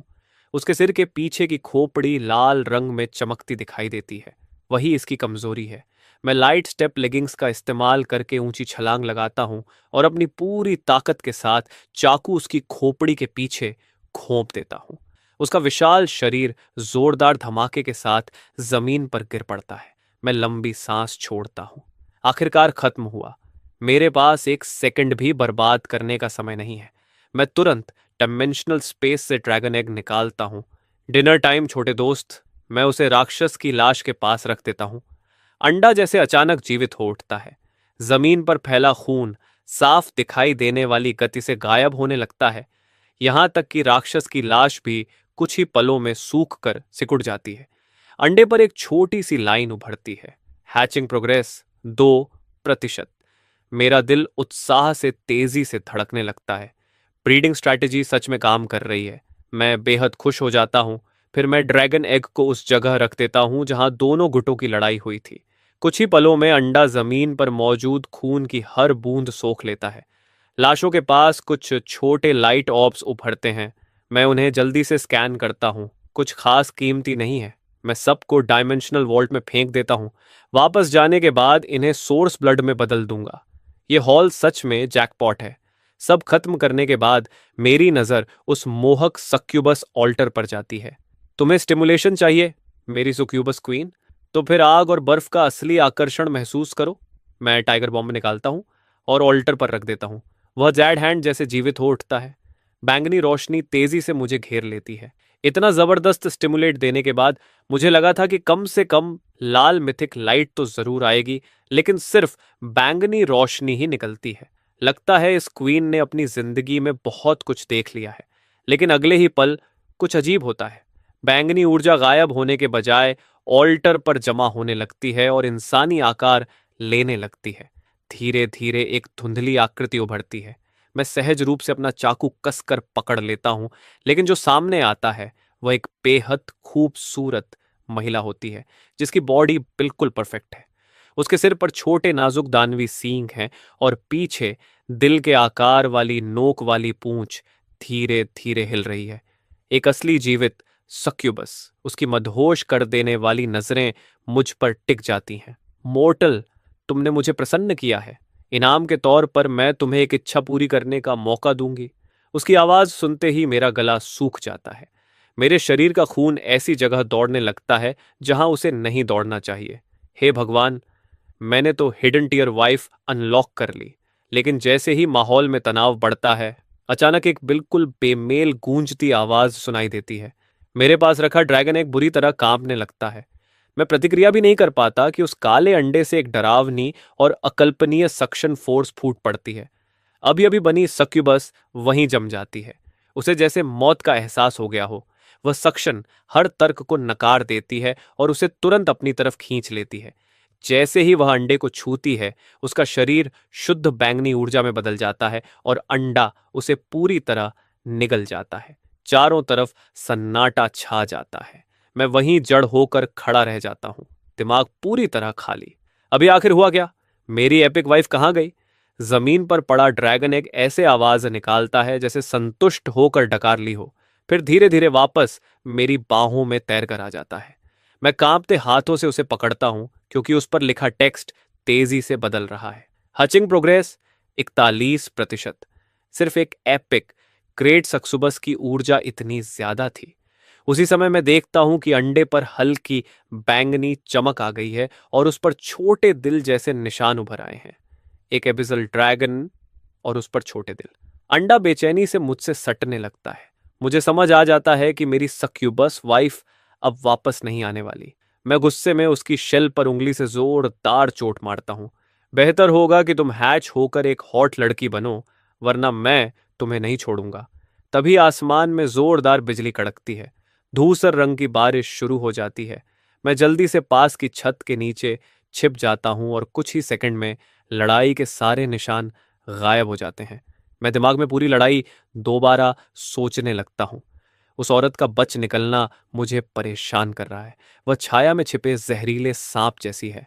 मैं फैसला करता हूं कि पास की 3 मंजिला इमारत में घुसकर उसका इंतजार करूंगा। अगर सरप्राइज किल सफल हो गया तो यह खतरा हमेशा के लिए खत्म हो जाएगा। उसी समय ड्रैगन नेशन की राजधानी में मौजूद अनोमाली अफेयर्स ब्यूरो के हेडक्वार्टर्स में सफेद कोट पहने एक रिसर्चर तेजी से अंदर घुसता है। जनरल, अच्छी खबर, हमने ग्रे रेन का रहस्य खोज लिया है। जनरल ली अविश्वास से उसकी तरफ देखता है। सब कुछ बताओ। प्रोफेसर कार्टर गहरी सांस लेता है। हमने बारिश में मौजूद एक अज्ञात एक्टिव सब्सटेंस का विश्लेषण किया है। यह इंसानी शरीर को नुकसान नहीं पहुंचाता, लेकिन अस्थायी रूप से सभी सुपर ह्यूमन एबिलिटीज को डिसेबल कर देता है। क्या? पूरा कमांड सेंटर सन्न रह जाता है। प्रोफेसर कार्टर बिना रुके बोलता जाता है। बारिश पूरी तरह खत्म होने के बाद ही एबिलिटीज वापस आती हैं। यानी रात 12 बजे से सुबह 5 बजे तक कोई भी ताकतवर सैक्रिफाइसर अगर इस बारिश से भीग गया तो वह वापस एक सामान्य इंसान बन जाएगा।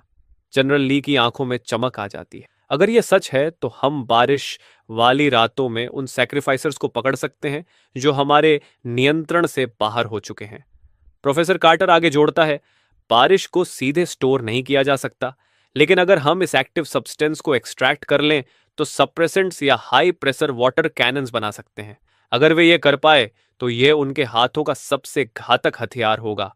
उधर अबैंडन्ड बिल्डिंग के अंदर मैं उस औरत का इंतजार करते हुए फोरम्स स्क्रॉल कर रहा हूं। तभी एक पोस्ट चमकती है। चौंकाने वाला रहस्य, बारिश के दौरान बाहर मत जाना, तुम वापस मॉर्टल बन जाओगे। जैसे ही मैं पोस्ट खोलता हूं वह गायब हो चुकी होती है। मुझे तुरंत एहसास हो जाता है कि इसे जानबूझकर डिलीट किया गया है। अगर यह सच है तो वह पागल औरत बारिश में ब्लड मिस्ट बनकर भाग नहीं सकेगी। लेकिन तभी मेरे मन में बेचैनी उठती है। क्या इसका असर मुझ पर भी होगा? अगर मैं वापस मॉर्टल बन गया तो किसी का शिकार करना तो भूल ही जाओ। फिर मुझे क्रिम्सन थ्रोन से मिला सोर्स ब्लड याद आता है। उसके डिस्क्रिप्शन में लिखा था परमानेंटली सॉलिडिफाइड, यानी यह कोई टेम्पररी बफ या इक्विपमेंट नहीं है, यह मेरी अपनी ताकत है। बारिश आर्मर छीन सकती है लेकिन मसल्स को खत्म नहीं कर सकती। डिमेंशनल वॉल्ट भी एक सील्ड स्पेस है, वह कंटैमिनेट नहीं होगा। और pocket watch of fate vault के अंदर है, इसलिए मेरी परसेप्शन एबिलिटी भी बनी रहेगी। ग्रे रेन के नीचे जहां बाकी सब कमजोर हो जाएंगे, मेरी कमजोरी लगभग महसूस भी नहीं होगी। क्या इसका मतलब ये नहीं कि इस बारिश भरी रात का इकलौता भगवान मैं हूं? मेरा दिल उत्साह से फटने वाला होता है। मुझे इसे अभी टेस्ट करना होगा। मैं उस ग्रे रेन में खड़ा हूं जिससे बाकी सब डरते हैं, और मेरे चेहरे पर ऐसी मुस्कान है जिसे मैं रोक भी नहीं पा रहा। ये बारिश सारी सुपर ह्यूमन एबिलिटीज मिटा सकती है, लेकिन सोर्स ब्लड से मिले बॉडी एनहांसमेंट को छू तक नहीं सकती। जहां बाकी सभी एबिलिटी यूजर्स कमजोर होकर साधारण इंसान बन जाएंगे, वहीं इस बारिश भरी रात का अकेला भगवान सिर्फ मैं हूं। इसी बीच मेरी भयानक ताकत देख चुकी वह महिला अपनी ब्लड एस्केप एबिलिटी का इस्तेमाल करके किसी तरह अपने मैंशन वापस पहुंच चुकी है। उसे उस हालत में देखकर उसके ब्लैक सूट पहने आदमी घबरा जाते हैं। एक बूढ़ा बटलर तुरंत भागकर उसके पास आता है। मिस स्केलेट, आपको इतनी गंभीर चोट कैसे लगी? बाकी लोग कहाँ हैं? स्केलेट की आंखें डर से भरी हुई हैं। वे सब मर चुके हैं। मैं खुद भी उस अजनबी के हाथों लगभग मारी गई थी। वह डरावनी हद तक ताकतवर है। वह तुरंत बटलर को स्केच आर्टिस्ट लाने का आदेश देती है। वह किसी भी कीमत पर मेरा चेहरा कागज पर उतरवाना चाहती है। उधर मैं जैसे ही वापस उस स्लॉटर हाउस में पहुंचता हूं, अपने इकट्ठा किए हुए सारे आइटम्स क्रिम्सन थ्रोन में डाल देता हूं। ग्रे रेन के नीचे इन आइटम्स का असर खत्म हो जाता है, इसलिए सब कुछ सोर्स ब्लड में बदलकर अपनी पर्सनल एनहांसमेंट बढ़ाना ज्यादा बेहतर है। सोर्स ब्लड की चारों बॉटल्स पीने के बाद मैं अंदर जाकर सीधे गिर पड़ता हूं। सुबह ठीक 5 बजे मेरी आंख खुलती है। मैंने पिछली रात ही फार्म ओनर से बात करके सब सेट कर लिया था। मुर्गियों की पहली खेप पहले ही पहुंच चुकी है। मैं एक बेरहम मशीन की तरह प्रोसेसिंग शुरू कर देता हूं। 500 मुर्गियां पूरी तरह कंज्यूम होने के बाद ड्रैगन एग की हैचिंग प्रोग्रेस सिर्फ 42.3% तक पहुंचती है। 500 मुर्गियों के बदले सिर्फ 1.3%। क्या यह चीज सचमुच पैसों को निगलने वाला राक्षस है? मैं तुरंत अपनी स्ट्रैटेजी बदलने का फैसला करता हूं। अल्टर्स के आने के बाद ट्रेडिशनल इंडस्ट्रीज बुरी तरह प्रभावित हुई हैं। फार्म ओनर परेशान है क्योंकि वह अपना लाइव स्टॉक बेच नहीं पा रहा।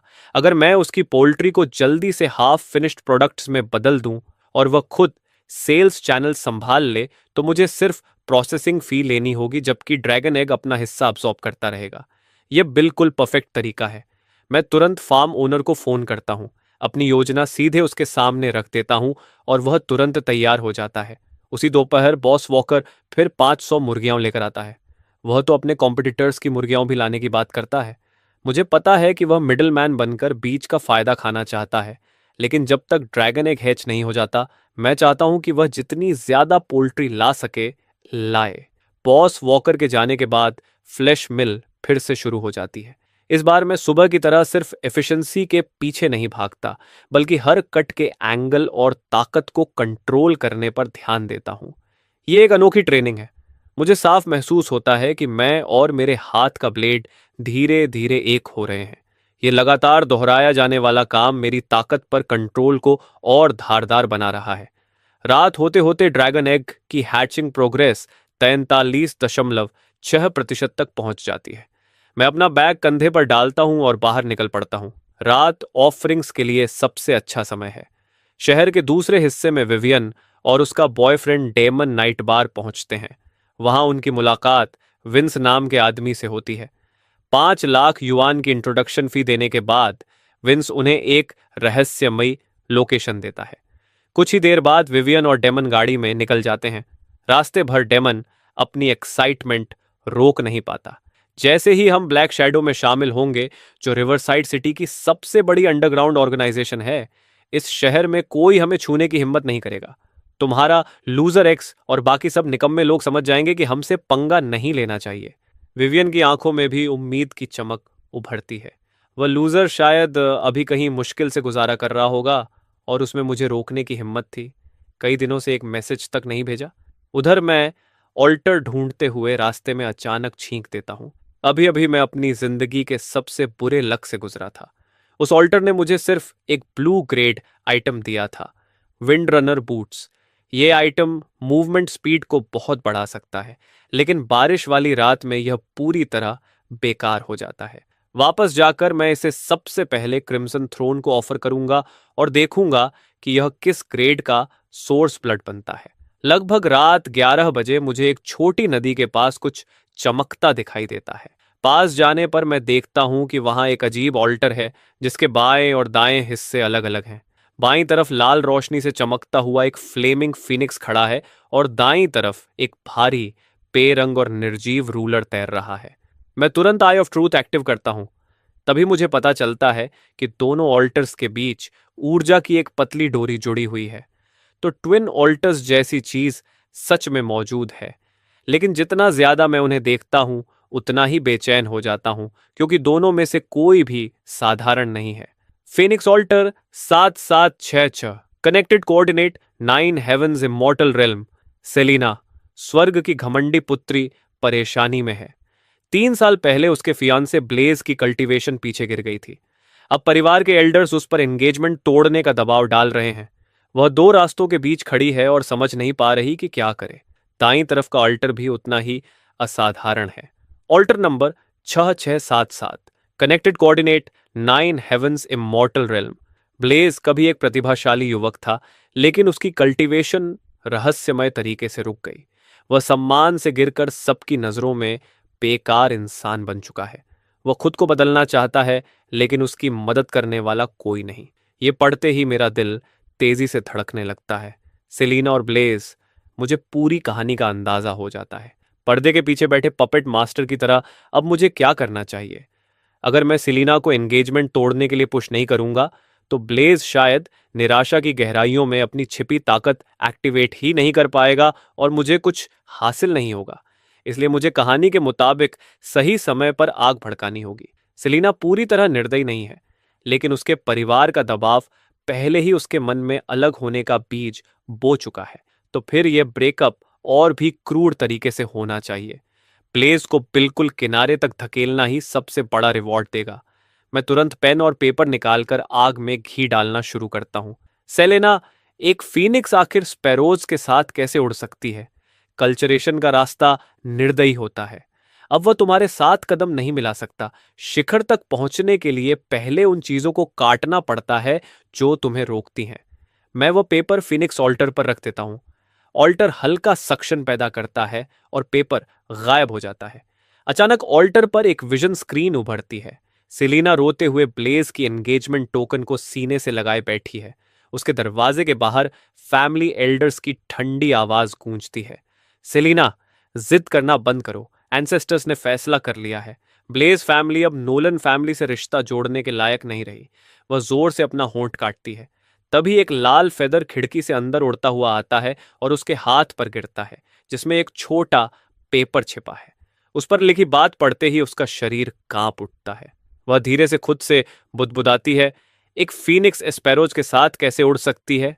उसकी आंखों की उलझन गायब हो जाती है। उसकी फीनिक्स ब्लड लाइन उबलने लगती है। वह अपने हाथ में पकड़ा जेट पेडेंट तोड़ देती है और एल्डर के साथ बिना पीछे देखे ब्लेज हाउस की तरफ चल पड़ती है। विजन खत्म होते ही मैं आधिकारिक रूप से इस ब्रेकअप का मास्टरमाइंड बन चुका हूं, लेकिन ऑल्टर पर कोई रिवॉर्ड नहीं आता। क्या सिस्टम चाहता है कि दोनों पक्षों का हिस्सा पहले पूरा हो? मैं अपनी नजर हैवी रूलर ऑल्टर की तरफ घुमाता हूं। फिर से पेन उठाकर दूसरा मैसेज लिखता हूं। समतल जमीन पर खड़ा बाघ झुकता नहीं, वह सिर्फ हवा के उठने का इंतजार करता है ताकि पहाड़ों और नदियों पर हंस सके। किस्मत ऊपर नीचे होती रहती है। कभी किसी गरीब युवक को कम मत समझो। ये लिखते ही मेरे अंदर गर्म खून का उबाल दौड़ जाता है। मैं वह नोट ऑल्टर पर दे मारता हूं। जोरदार धमाके के साथ इस बार कार्मिक विजन पहले से भी ज्यादा हिंसक तरीके से फूट पड़ती है। ब्लेज फैमिली हॉल के अंदर दम घोंट देने वाला माहौल छाया हुआ है। सेलिना का चेहरा बर्फ की तरह ठंडा है, यहां तक कि उसके पीछे खड़ा एल्डर भी सिर्फ तिरस्कार से भरा हुआ है। नोलन फैमिली आज से ब्लेज फैमिली के साथ अपनी एंगेजमेंट आधिकारिक रूप से तोड़ती है। एक मेंढक भी क्या हंस को पाने का सपना देख सकता है? हमारी होली मेडन के भविष्य को नीचे खींचने की कोशिश भी मत करना। भीड़ की हंसी और तानों से ब्लेज की मुट्ठियां कस जाती हैं। उसके सीने में अपमान की आग उबलने लगती है। वह पास खड़ी सेलिना की तरफ देखता है और उसकी आंखों में दृढ़ता चमक उठती है। ठीक है, आज मैं ही तुम्हें डिवोर्स देता हूं। आज के बाद हमारा एक दूसरे से कोई संबंध नहीं रहेगा। इसके बाद ब्लेज पीछे वाले पहाड़ पर खड़ा होकर आसमान की तरफ दहाड़ता है। ठीक जब वह टूटने वाला होता है, मेरी इच्छा से भरी एक पर्ची हवा में तैरती हुई आती है और सीधे उसके चेहरे पर गिरती है। वह एक पल के लिए जम जाता है, फिर उसे खोलता है और उस पर लिखे बेहद नाटकीय शब्द उसकी आंखों में उतर जाते हैं। किस्मत बदलती रहती है। कभी किसी गरीब युवक को कम मत समझो। प्लेस का शरीर बुरी तरह कांप उठता है। उसके दिल की बुझती हुई आग अचानक फिर से भड़क उठती है। मेरी किस्मत मेरी अपनी है, स्वर्ग की नहीं। मैं ब्लेज कभी अंधेरे में नहीं डूबूंगा।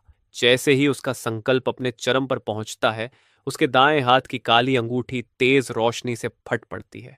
उसके भीतर सदियों से सोई हुई एक औरा जाग उठती है।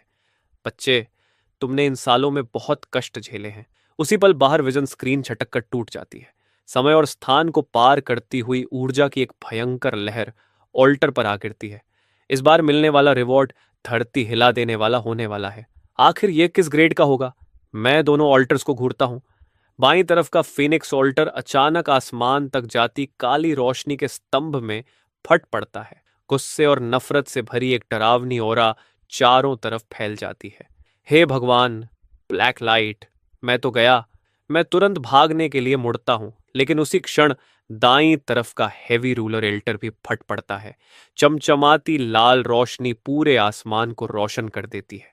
मैं तुरंत रुक जाता हूं। Red light! अब मैं कहीं नहीं जा रहा।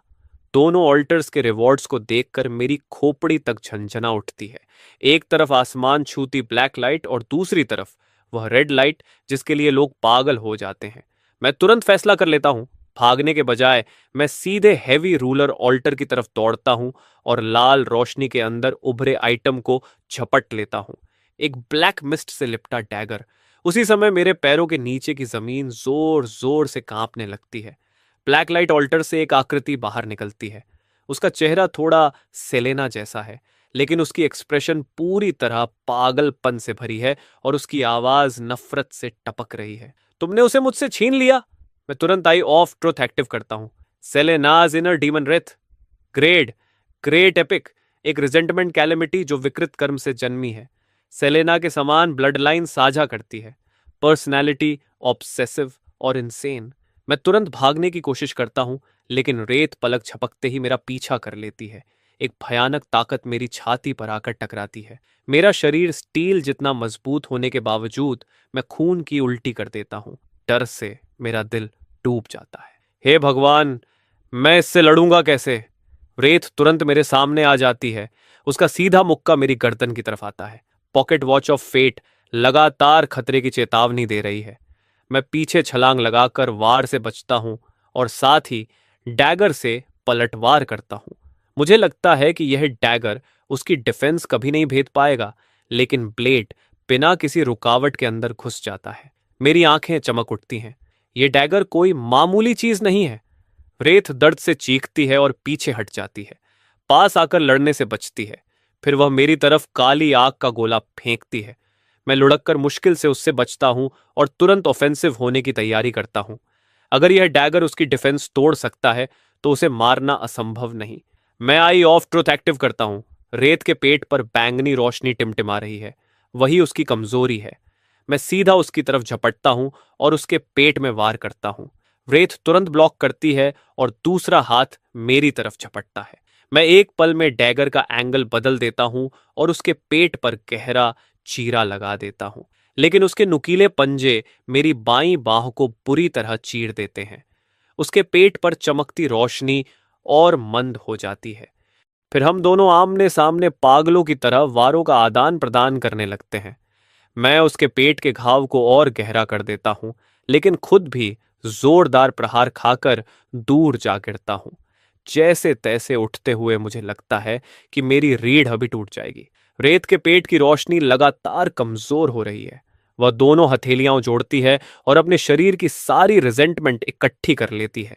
एक विशाल ब्लेड तुरंत बनता है और मेरी तरफ गिरता है। यही वह ओपनिंग है जिसका मैं इंतजार कर रहा था। मैं तुरंत टिकट टू एक्ट 4 बाहर फेंक देता हूं। रेत का विशाल ब्लेड उसी पल बिखर जाता है। उसके चेहरे पर उलझन और पछतावा उभर आता है। मैं पूरी रफ्तार से आगे बढ़ता हूं और उसके पेट में बार बार डैगर घोंप देता हूं। आखिरकार उसका शरीर जमीन पर गिर पड़ता है। लड़ाई खत्म हो चुकी है। मेरा पूरा शरीर घावों से भरा हुआ है। मेरी बाईं बांह और पसलियां टूट चुकी हैं। फिर भी मैं ड्रैगन एग को नहीं भूलता। मैं उसे निकालता हूं और जमीन पर फैले काले खून को एब्जॉर्ब करने देता हूं। उसकी हैचिंग प्रोग्रेस तेजी से बढ़ती है और आखिर 49.6% पर जाकर रुकती है। उसी समय आई ऑफ ट्रुथ कुछ अजीब पकड़ता है। हवा में फैली रेजेंटमेंट गायब होने के बजाय पूरी की पूरी उस ब्लैक डैगर में समा रही है। तभी मुझे याद आता है कि मैंने अभी तक उसके प्रॉपर्टीज देखे ही नहीं। आई ऑफ ट्रूथ एक्टिव करते ही डैगर की जानकारी सामने आ जाती है। Soul dagger, basic growth progress 97 points, grade growth type mythic. यह सोल्स रिजेंटमेंट और फियर को निगलकर खुद को नरिश कर सकता है। विल्डर को मेंटल करप्शन के खिलाफ बेहद मजबूत रेजिस्टेंस मिलता है। मेरी आंखों में खुशी चमक उठती है। एक और मिथिक ग्रेड आइटम, और वह भी मेंटल अटैक्स के रेजिस्टेंस के साथ। यही चीज मुझे सबसे ज्यादा चाहिए थी। सोर्स ब्लड मेरी स्टैट्स को डरावने स्तर तक बढ़ा सकता है, लेकिन अगर कोई मुझे माइंड कंट्रोल करके सब्जी बना दे तो सबसे बड़ी ताकत भी बेकार हो जाएगी। ये डैगर ठीक उसी कमी को पूरा करता है। थोड़ा आराम करने के बाद मेरी कुछ ताकत वापस आती है। मैं फोन चेक करता हूँ। रात के 11:40 बज चुके हैं। मैं अपना टूटा फूटा शरीर घसीटते हुए स्लॉटर हाउस की तरफ लंगड़ाता हुआ चल पड़ता हूँ।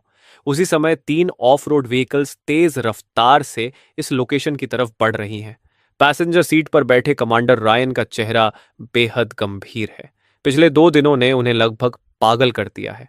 पहले सिटी सेंटर में वह डरावनी रेड लाइट, फिर अबैंडन्ड फैक्ट्री में गोल्डन लाइट, और अब वेस्टर्न आउटस्कर्ट्स में एक और रेड लाइट का स्तंभ फूट पड़ा है। इस बार उसे कुछ न कुछ सुराग जरूर ढूंढना है। लेकिन उसके बगल में बैठी एजेंट एमिली की आवाज कांप रही है। कमांडर, अगर हम मिडनाइट से पहले नहीं पहुंचे तो लड़ाई के सारे निशान और रेजिडुअल एनर्जी बारिश में धुल जाएंगे। जब कन्वॉय वहां पहुंचती है तो पूरा इलाका तबाही में बदला हुआ होता है। जमीन पर हर तरफ लड़ाई के स्पष्ट निशान फैले हैं। थोड़ी दूरी पर एक ऐसी लाश पड़ी है जो न पूरी इंसान है न पूरी दानव। रायन तुरंत अपनी टीम को एविडेंस इकट्ठा करने का आदेश देता है और एमिली को एनर्जी रीवाइंड इस्तेमाल करने का संकेत देता है। एमिली तेजी से आगे बढ़ती है। दोनों हथेलियां जोड़ती है और आंखें बंद कर लेती है। हल्की नीली रोशनी चारों तरफ फैलने लगती है। ठीक जब उसकी आंखों के सामने विजन उभरने वाला होता है, अचानक उसका शरीर जोर से कांप उठता है। वह खून की उल्टी करती है और बेहोश होकर पीछे गिर पड़ती है।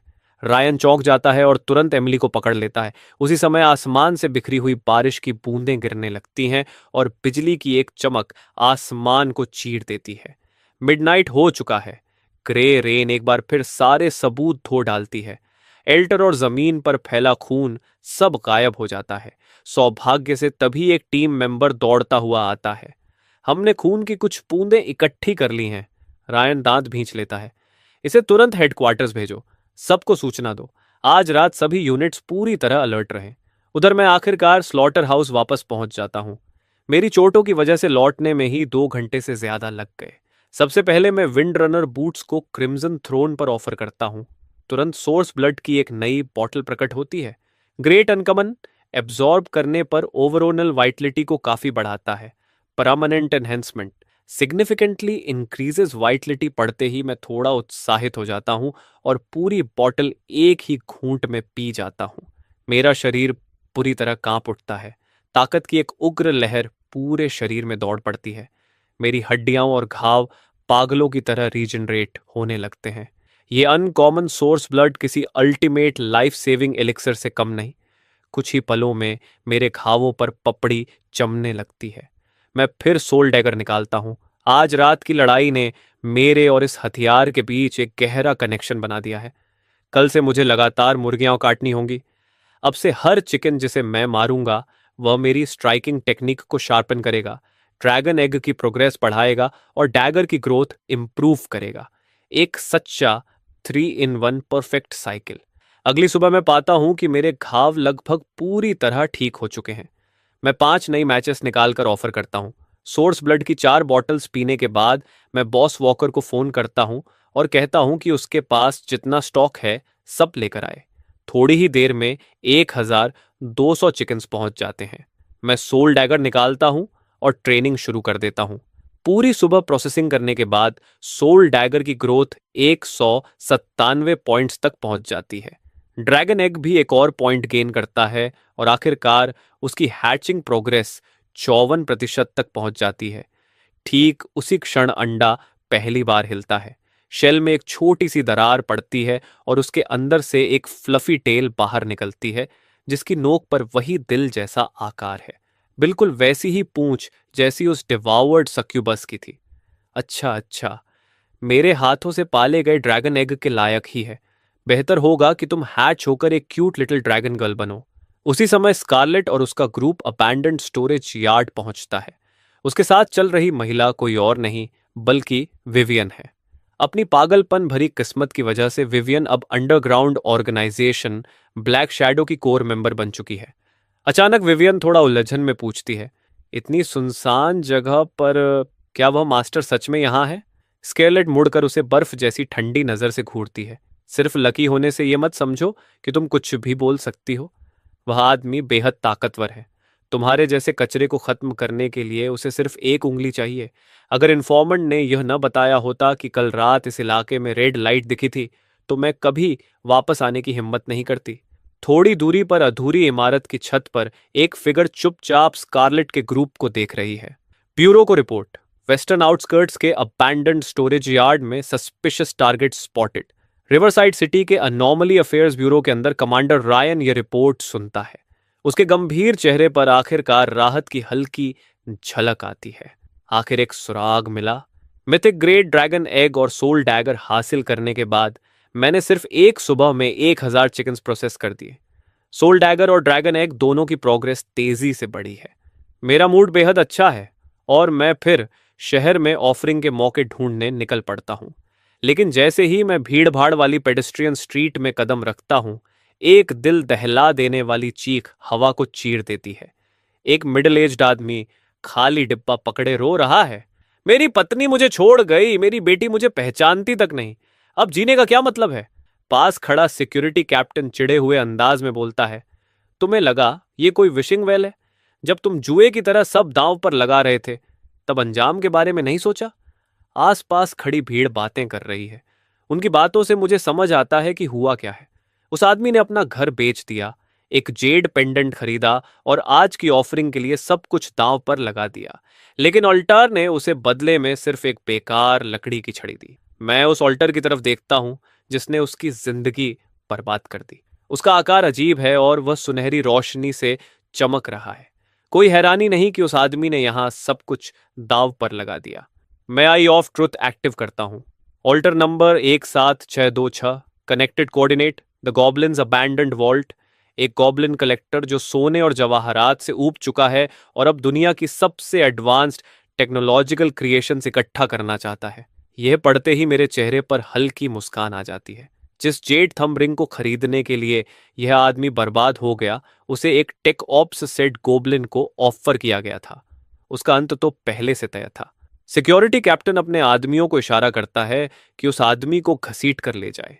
तभी भीड़ के बीच एक घमंडी आवाज गूंजती है, रुको। एक बेहद खूबसूरत और मोहक फिगर आगे बढ़ती है।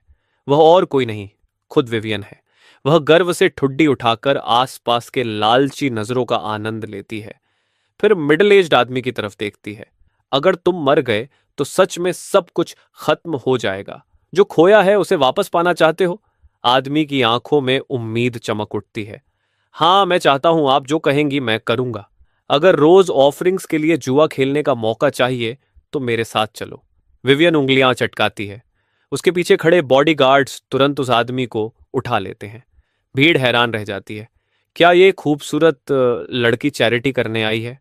हमने तो हमेशा अमीर मर्दों को गरीब लड़कियों को रखते देखा था। ये तो उल्टा हो रहा है। भीड़ के किनारे खड़े दो गुंडे यह सुनकर हंस पड़ते हैं। तुम लोग समझे नहीं, इसे फार्मिंग कहते हैं। बहुत से लोगों के पास ऑफरिंग्स के लिए पैसा नहीं होता, लेकिन कुछ लोगों के पास ढेर सारा पैसा होता है और रोज सिर्फ लिमिटेड ऑफरिंग्स मिलती हैं। तभी इन फार्म्ड लूजर्स का इस्तेमाल होता है। ऑफरिंग से उन्हें जो भी मिलता है सब ऊपर वालों के पास जाता है। अगर अच्छी चीज निकल आए तो उन्हें शाही जिंदगी मिलती है, लेकिन अगर कुछ अच्छा नहीं मिला तो उन्हें पूरी तरह निचोड़ लिया जाता है, आखिरी बूंद तक। इसलिए इन्हें ह्यूमन स्लॉट मशीन्स कहा जाता है। मैं ये सब साफ साफ सुन रहा हूं, लेकिन दूसरों की किस्मत से मुझे कोई मतलब नहीं। जैसे ही मैं मुड़कर जाने लगता हूं, पीछे से एक आवाज आती है, ए तुम, रुको। मैं विवियन की आवाज पहचान लेता हूं, लेकिन जवाब नहीं देता। मैं चलता रहता हूं। रुको, क्या तुम बहरे हो? मैंने कहा, रुक जाओ। अगले ही पल कई ब्लैक सूटेड बॉडीगार्ड्स दौड़कर मुझे चारों तरफ से घेर लेते हैं। मुझे मजबूर होकर रुकना पड़ता है और धीरे धीरे पीछे मुड़ता हूं। विवियन के चेहरे पर विकृत संतोष भरी मुस्कान है। जब से वह ब्लैक शैडो, शहर की सबसे बड़ी अंडरग्राउंड ऑर्गेनाइजेशन से जुड़ी है, उसकी लगातार ग्रीन लाइट्स ने उसे ग्रुप के अंदर स्टार बना दिया है। लेकिन मैं अब भी उसके दिल में फंसे कांटे की तरह मौजूद हूं। मेरे जैसा लूजर उसे ब्लॉक और डिलीट करने की हिम्मत कर गया था, और अब मैं खुद चलकर उसके सामने आ गया हूं। विवियन अपनी बाहें मोड़कर मुझे ऊपर से नीचे तक देखती है और चेहरे पर ताना मारती मुस्कान लाती है। तुमने मुझे ब्लॉक किया और फिर खुद को रोक नहीं पाए। मुझे ढूंढने चले आए, अब पछता रहे हो। लेकिन अब बहुत देर हो चुकी है। भीड़ तुरंत हंसी और फुसफुसाहट से भर उठती है। ये जिगोलो कहां से आ गया? लगता है इसका एक्स है, बिल्कुल मेंढक की तरह जो हंस को पाने का सपना देख रहा हो। लेकिन मेरा पेट जोर जोर से भूख से गरज रहा है। इस वक्त मेरे पास विवियन के लिए रत्ती भर भी पेशेंस नहीं है। मेरी बेरुखी देखकर विवियन आखिरकार पूरी तरह भड़क जाती है, लेकिन फिर भी नाटक जारी रखती है। अचानक वह अपनी दाईं हाई हील उतार देती है और सबके सामने अपनी काली स्टॉकिंग भी खींच कर निकाल देती है। तुम चाहते थे ना कि मैं तुम पर दया करूं? घुटनों पर गिरकर मेरे पैर की उंगलियां चाटो। मैं तुम्हें 20,000 युआन कुत्तों के खाने के पैसे की तरफ फेंक दूंगी। वह अपने बैग से नोटों की मोटी गट्टी निकालती है। भीड़ पागलों की तरह शोर मचाने लगती है। इस आदमी की तो लॉटरी लग गई। चाट ले, चाट ले। देवी इसे इनाम क्यों दे रही है? क्या मैं इसकी जगह ले सकता हूं? तमाशबीनों की आवाजें मिलकर मुझे भूख से भरे सुस्त दिमाग से बाहर खींच लाती है। यह औरत आखिर बकवास क्या कर रही है? क्या यह बस मेरे खुले आसमान वाले खाने के ठेले तक पहुंचने में देरी नहीं कर रही? मुझे अब भी शांत देखकर विवियन आखिर चीख पड़ती है, अभी घुटनों पर बैठो। लेकिन जैसे ही उसके शब्द खत्म होते हैं, एक जोरदार थप्पड़ की आवाज पूरे इलाके को शांत कर देती है। विवियन का खूबसूरत चेहरा झटके से दूसरी तरफ मुड़ जाता है। उसकी गोरी त्वचा पर लाल हाथ का निशान उभर आता है।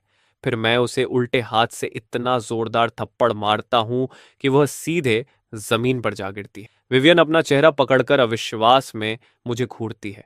बॉडीगार्ड्स तुरंत मेरी तरफ टूट पड़ते हैं, लेकिन कुछ ही भारी आवाजों के बाद वे दर्द से चीखते हुए उड़कर दूर जा गिरते हैं। मैं कांपती हुई विवियन के पास जाता हूं और उसे तिरस्कार भरी नजर से देखता हूं। तुम इस लायक भी नहीं। फिर बिना पीछे देखे वहां से चल देता हूं। पूरी भीड़ स्तब्ध खामोशी में मुझे जाते हुए देखती रह जाती है। उसी समय भीड़ में खड़ा एक आदमी जल्दी से अपना फोन निकालकर रिपोर्ट करता है। टारगेट पीकॉक अभी पेडेस्ट्रियन स्ट्रीट पर एक हिंसक झड़प में शामिल हुई है। स्कारलेट और विवियन के अबैंडन्ड स्टोरेज यार्ड में दिखाई देने के बाद से ही वे अनॉमली अफेयर्स ब्यूरो की निगरानी में थीं। पीकॉक विवियन का कोड नेम है और अंडरकवर स्काउट्स उसकी हर हरकत पर नजर रख रहे हैं। वह आदमी अपनी रिपोर्ट जारी रखता है। दूसरा व्यक्ति उसका एक्स बॉयफ्रेंड लगता है और उसके पास काफी खतरनाक कॉम्बैट स्किल्स हैं। उसने बॉडीगार्ड्स को ऐसे उड़ा दिया जैसे कोई खेल हो। अनॉमली अफेयर्स ब्यूरो के अंदर रायन ये रिपोर्ट सुनता है और बस इतना कहता है, समझ गया, मामूली झगड़ा है, लॉक करो और निगरानी जारी रखो। लेकिन पास में फाइल्स देख रही एमिली अचानक बोल उठती है, रुको। वह इन्फॉर्मेंट द्वारा भेजी गई तस्वीर को घूरती है। तस्वीर में मेरी फिगर धुंधली है, लेकिन उसमें कुछ ऐसा है जो उसे बेहद परिचित लगता है। रयान तुरंत अपना काम रोक देता है और उसकी तरफ देखता है। क्या तुम्हें यकीन है कि तुमने इसे पहले देखा है? लेकिन एमिली जितना भी याद करने की कोशिश करती है, उसे कुछ याद नहीं आता। शायद हाल के दिनों का दबाव उसके दिमाग पर असर डाल रहा है। रायन की आंखें स्क्रीन पर टिकी रहती हैं। विवियन के एक्स बॉयफ्रेंड की जांच करो, उसके बारे में सब पता लगाओ। जिस तरह उसने बॉडीगार्ड्स को उड़ाया, उसे साफ है कि उसे अल्टर्स से कोई असली ताकत मिली है। उधर मैं अपने पुराने परिचित खुले खाने के ठेले की तरफ बढ़ता हूं। जगह हमेशा की तरह लोगों से भरी हुई और जिंदा लग रही है। मैं एक खाली सीट ढूंढकर अपने पसंदीदा खाने का ऑर्डर देता हूं। तभी लगभग 40 साल का एक मिडिल एज्ड आदमी मेरी तरफ बढ़ता है। उसके हाथ में एक लाल बैग है और वह शराब पीते लोगों की टेबलों के बीच रास्ता बनाता हुआ आगे आता है। थोड़ी देर बाद वह मेरी बगल वाली टेबल पर रुकता है, जहां कुछ आदमी ड्रिंकिंग गेम्स खेल रहे हैं। माफ कीजिएगा जेंटलमैन, मेरे पास एक आइटम है, क्या आप लोग इसे देख सकते हैं? ये आज मिला ब्लू ग्रेड आइटम है। Blue grade? आदमी तुरंत रुक जाते हैं। वह मिडिल एज्ड आदमी अपने बैग से एक blue and white porcelain tea cup निकालता है। वे लोग उसे उत्सुकता से पकड़कर एक एक करके देखते हैं, यहां तक कि फ्लैशलाइट से भी जांचते हैं, लेकिन किसी को समझ नहीं आता कि वह टी कप आखिर करता क्या है। दाढ़ी वाला आदमी झुंझलाकर हाथ हिलाता है। सीधे बताओ ये क्या करता है और कितने में बेचोगे? मिडिल एज्ड आदमी होंठ काटते हुए 3 उंगलियां उठाता है। इसका फंक्शन अभी साफ नहीं है। दाढ़ी वाला आदमी अपना ड्रिंक उगल देता है। 30,000? पागल हो गए हो क्या? एक बेकार टी कप जिसके काम का पता तक नहीं, उसके 30,000? वह आदमी समझाने की कोशिश करता है, लेकिन उसे तुरंत डांट कर चुप करा दिया जाता है। मैं अपनी सीट से यह सब देख रहा हूं। तभी आई ऑफ ट्रुथ अपने आप एक्टिव हो जाता है और उस साधारण दिखने वाले टी कप पर टिक जाता है। Cup of stillness, great uncommon, grey rain को होल्ड कर सकता है। ये डिस्क्रिप्शन पढ़ते ही मैं तेज सांस खींचता हूं। ये तो डिवाइन आर्टिफैक्ट है। ग्रे रेन किसी भी सुपर ह्यूमन एबिलिटी को खत्म कर सकती है, लेकिन सामान्य रूप से उसे स्टोर नहीं किया जा सकता। इस कप के साथ मुझे बस स्टोर्ड ग्रे रेन किसी टॉप टियर एबिलिटी यूजर पर फेंकनी होगी और वह तुरंत खत्म हो जाएगा। मुझे यह अभी खरीदना ही होगा। यह सोचते ही मैं तुरंत मिडिल एज्ड आदमी को बुलाता हूं। वह जल्दी से मेरे पास आता है। बॉस, आप मेरा आइटम देखना चाहते हैं? यह सच में ब्लू ग्रेड आइटम है। पास वाली टेबल पर बैठा दाढ़ी वाला आदमी तुरंत मुझे चेतावनी देता है। युवा आदमी, बेवकूफ मत बनो। यह साफ साफ कौन आर्टिस्ट लगता है। असली ब्लू ग्रेड आइटम कुछ दसियों हजार में नहीं मिलता। मैं बस मुस्कुराकर सिर हिलाता हूं और उस आदमी को बैठने का इशारा करता हूं। वेटर, 2 और चिकन लेग्स और एक बड़ा बीफ चाउमीन लाओ। यह आदमी भूखा है, एक्स्ट्रा मीट डालना। मिडिल एज्ड आदमी अविश्वास से मुझे देखता रह जाता है। बॉस उसे भगाने के बजाय खाना खिला रहा है। ये लड़का देखने में तो सीधा सादा लगता है। कहीं सीक्रेटली मेरे किडनीज निकालने का प्लान तो नहीं बना रहा। जैसे ही गरम खाना आता है, वह आदमी टूट पड़ता है। उसके खाने के बाद मैं शांत स्वर में कहता हूँ, मैं ये पोर्सलिन टी कप खरीदूंगा। उसका नाम डेविड है। वह पहले एक सीनियर इन्वेस्टमेंट एनालिस्ट था। उसकी बेटी गंभीर रूप से बीमार पड़ गई और उसके इलाज में उसकी सारी जमा पूंजी खत्म हो गई। मजबूरी में उसे यह पोर्सलिन टी कप बेचना पड़ रहा है। डील तय होने के बाद मैं डेविड को साथ लेकर कैश निकालने जाता हूँ। रास्ते में डेविड पोर्सलिन कप को कसकर पकड़े हुए बेचैन दिखाई देता है। यंग मैन, क्या तुम्हें सच में मुझ पर भरोसा है? ये सुनकर मेरे कदम धीमे हो जाते हैं। अंकल डेविड, मुझे इस कप पर भरोसा नहीं है। मुझे उस पिता की आत्मा पर भरोसा है जो अपनी बेटी के लिए सब कुछ देने को तैयार है। इस दुनिया में सबसे कीमती चीज ट्रेजर नहीं है, वह रोशनी है जो अब भी आपकी आंखों में जल रही है। इतने समय से उसने सिर्फ ठंडी नजरें और मजाक ही झेले थे। मेरे शब्द उसके लिए धूप की गर्म किरणों जैसे हैं। यंग मैन, मैं तुम्हारी यह दया कभी नहीं भूलूंगा। अगर मुझे कभी मौका मिला तो मैं यह एहसान जरूर चुकाऊंगा। मैं जल्दी से कैश निकालता हूं। जब पूरे 30,000 युआन उसके हाथों में आते हैं तो डेविड आखिर टूट जाता है। उसके हाथ कांपने लगते हैं। वह घुटनों पर गिरने की कोशिश करता है, लेकिन मैं उसे पकड़कर खड़ा कर देता हूं। कॉन्टैक्ट इंफॉर्मेशन एक्सचेंज करने के बाद वह भीड़ में गायब हो जाता है। उसे जाते हुए देखकर मैं अपने क्रिम्सन थ्रोने के बारे में सोचने लगता हूं। उसे लगातार बड़ी मात्रा में जंक आइटम्स चाहिए ताकि वह सोर्स ब्लड बनाता रहे और मुझे लगातार मजबूत करता रहे। मुझे किसी ऐसे इंसान की जरूरत है जो खास तौर पर उन जंक आइटम्स को खरीद कर इकट्ठा करे जिन्हें बाकी सब लोग बेकार समझकर ठुकरा देते हैं, और सबसे जरूरी बात, वह कम से कम कुछ समय तक मुझे धोखा न दे सके। डेविड अब से मेरे लिए काफी काम का साबित होगा। मैं फोन निकाल कर समय देखता हूं। शाम के 7:40 बज चुके हैं। ग्रे रेन आने में सिर्फ 4 घंटे बाकी हैं। ऑफरिंग शुरू करने का समय हो गया, लेकिन तभी सामने वाले प्लाजा में अचानक हंगामा मच जाता है। चांद को क्या हो रहा है? आसमान में चमकता साफ चांद धीरे धीरे लाल रंग की परत से निकला जा रहा है। कुछ ही सेकंड में पूरा चांद खून जैसा लाल हो जाता है। मेरा दिल जोर से धड़क उठता है। जिसने भी कभी गेम्स खेले हैं वह जानता है कि ब्लड मून का मतलब क्या होता है। पैड ओम्स, कर्सेस और कैटास्ट्रोफी। आखिर हो क्या रहा है? भीड़ में बेचैनी और डर फैलने लगता है। हर चेहरा उस डरावनी लाल रोशनी में नहाया हुआ है। मैं तुरंत फोन निकालकर फोरम खोलता हूं। पूरा फोरम ब्लड मून की चर्चाओं से भरा पड़ा है। हम खत्म हो गए। मुझे लग रहा है आज रात कुछ बहुत बड़ा होने वाला है। बोल्ड प्रेडिक्शन, ब्लड मून के दौरान अच्छे आइटम्स मिलने का चांस 2 गुना हो जाता है। तो आखिर ब्लड मून करता क्या है? मैं पास के एक ऑल्टर की तरफ देखता हूं। वह जंग लगे वेंडिंग मशीन जैसा दिखता है, लेकिन ब्लड मून की लाल रोशनी में बेहद डरावना लग रहा है। मैं तुरंत आई ऑफ ट्रुथ एक्टिव करता हूं। Alter number 20247, connected coordinate mechanical wasteland, एक वेंडिंग मशीन स्पिरिट जो वेस्टलैंड में भटकती रहती है और हर तरह की करेंसी इकट्ठा करती है। Blood moon effect, remaining offerings 10। तभी एक गैम्बलर आगे बढ़ता है और अपना आखिरी कॉइन ऑल्टर में डाल देता है। कॉइन तुरंत गायब हो जाता है और रिमेनिंग ऑफरिंग्स की संख्या एक कम हो जाती है। लेकिन सबसे अजीब बात यह है कि रिवॉर्ड आइटम से कोई लाइट नहीं निकलती। वह पूरी तरह ब्लड मिस्ट में लिपटा हुआ है। चाहे कोई कितना भी पास खड़ा हो, कोई नहीं देख सकता कि अंदर क्या है। मेरा दिल तेजी से धड़कने लगता है। ब्लड मून के दौरान अल्टर्स में लिमिटेड ऑफरिंग्स होती हैं और ऑफरिंग्स प्रोसेस अब रिवॉर्ड लाइट रिवील नहीं करता। सिर्फ ऑफरिंग करने वाला ही जानता है कि उसे क्या मिला। ये तो मेरे लिए स्वर्ग जैसा है। अब अगर मैं भीड़ के बीच 3 रेड लाइट्स भी निकालूं तो बाकी लोग समझेंगे कि मुझे कुछ खास नहीं मिला। मुझे जल्दी से जल्दी और ऑल्टर्स ढूंढने होंगे। मैं तेजी से 2 ऑफरिंग्स पूरी करता हूं, लेकिन नतीजे खास नहीं मिलते। एक ऑल्टर मुझे सिर्फ एक ब्लू ग्रेड लॉन्ग सोर्ड देता है। वह स्टील को मिट्टी की तरह काट सकती है और लगभग इंडिस्ट्रक्टिबल है, लेकिन मैं वह आदमी हूं जिसके पास पहले से मिथिक ग्रेड सोल डैगर है। यह तलवार तो क्रिम्सन थ्रोन के लिए बस एक स्नैक है। दूसरा ऑल्टर मुझे पर्पल ग्रेड पॉल्ड्रन देता है, पीस टर्थ पॉल्ड्रंस। इसे पहनने पर एक एक्टिव स्किल मिलती है जो थोड़ी देर के लिए बरसेकर जैसी ताकत देती है, लेकिन उसके बाद लंबे समय तक कमजोरी रहती है।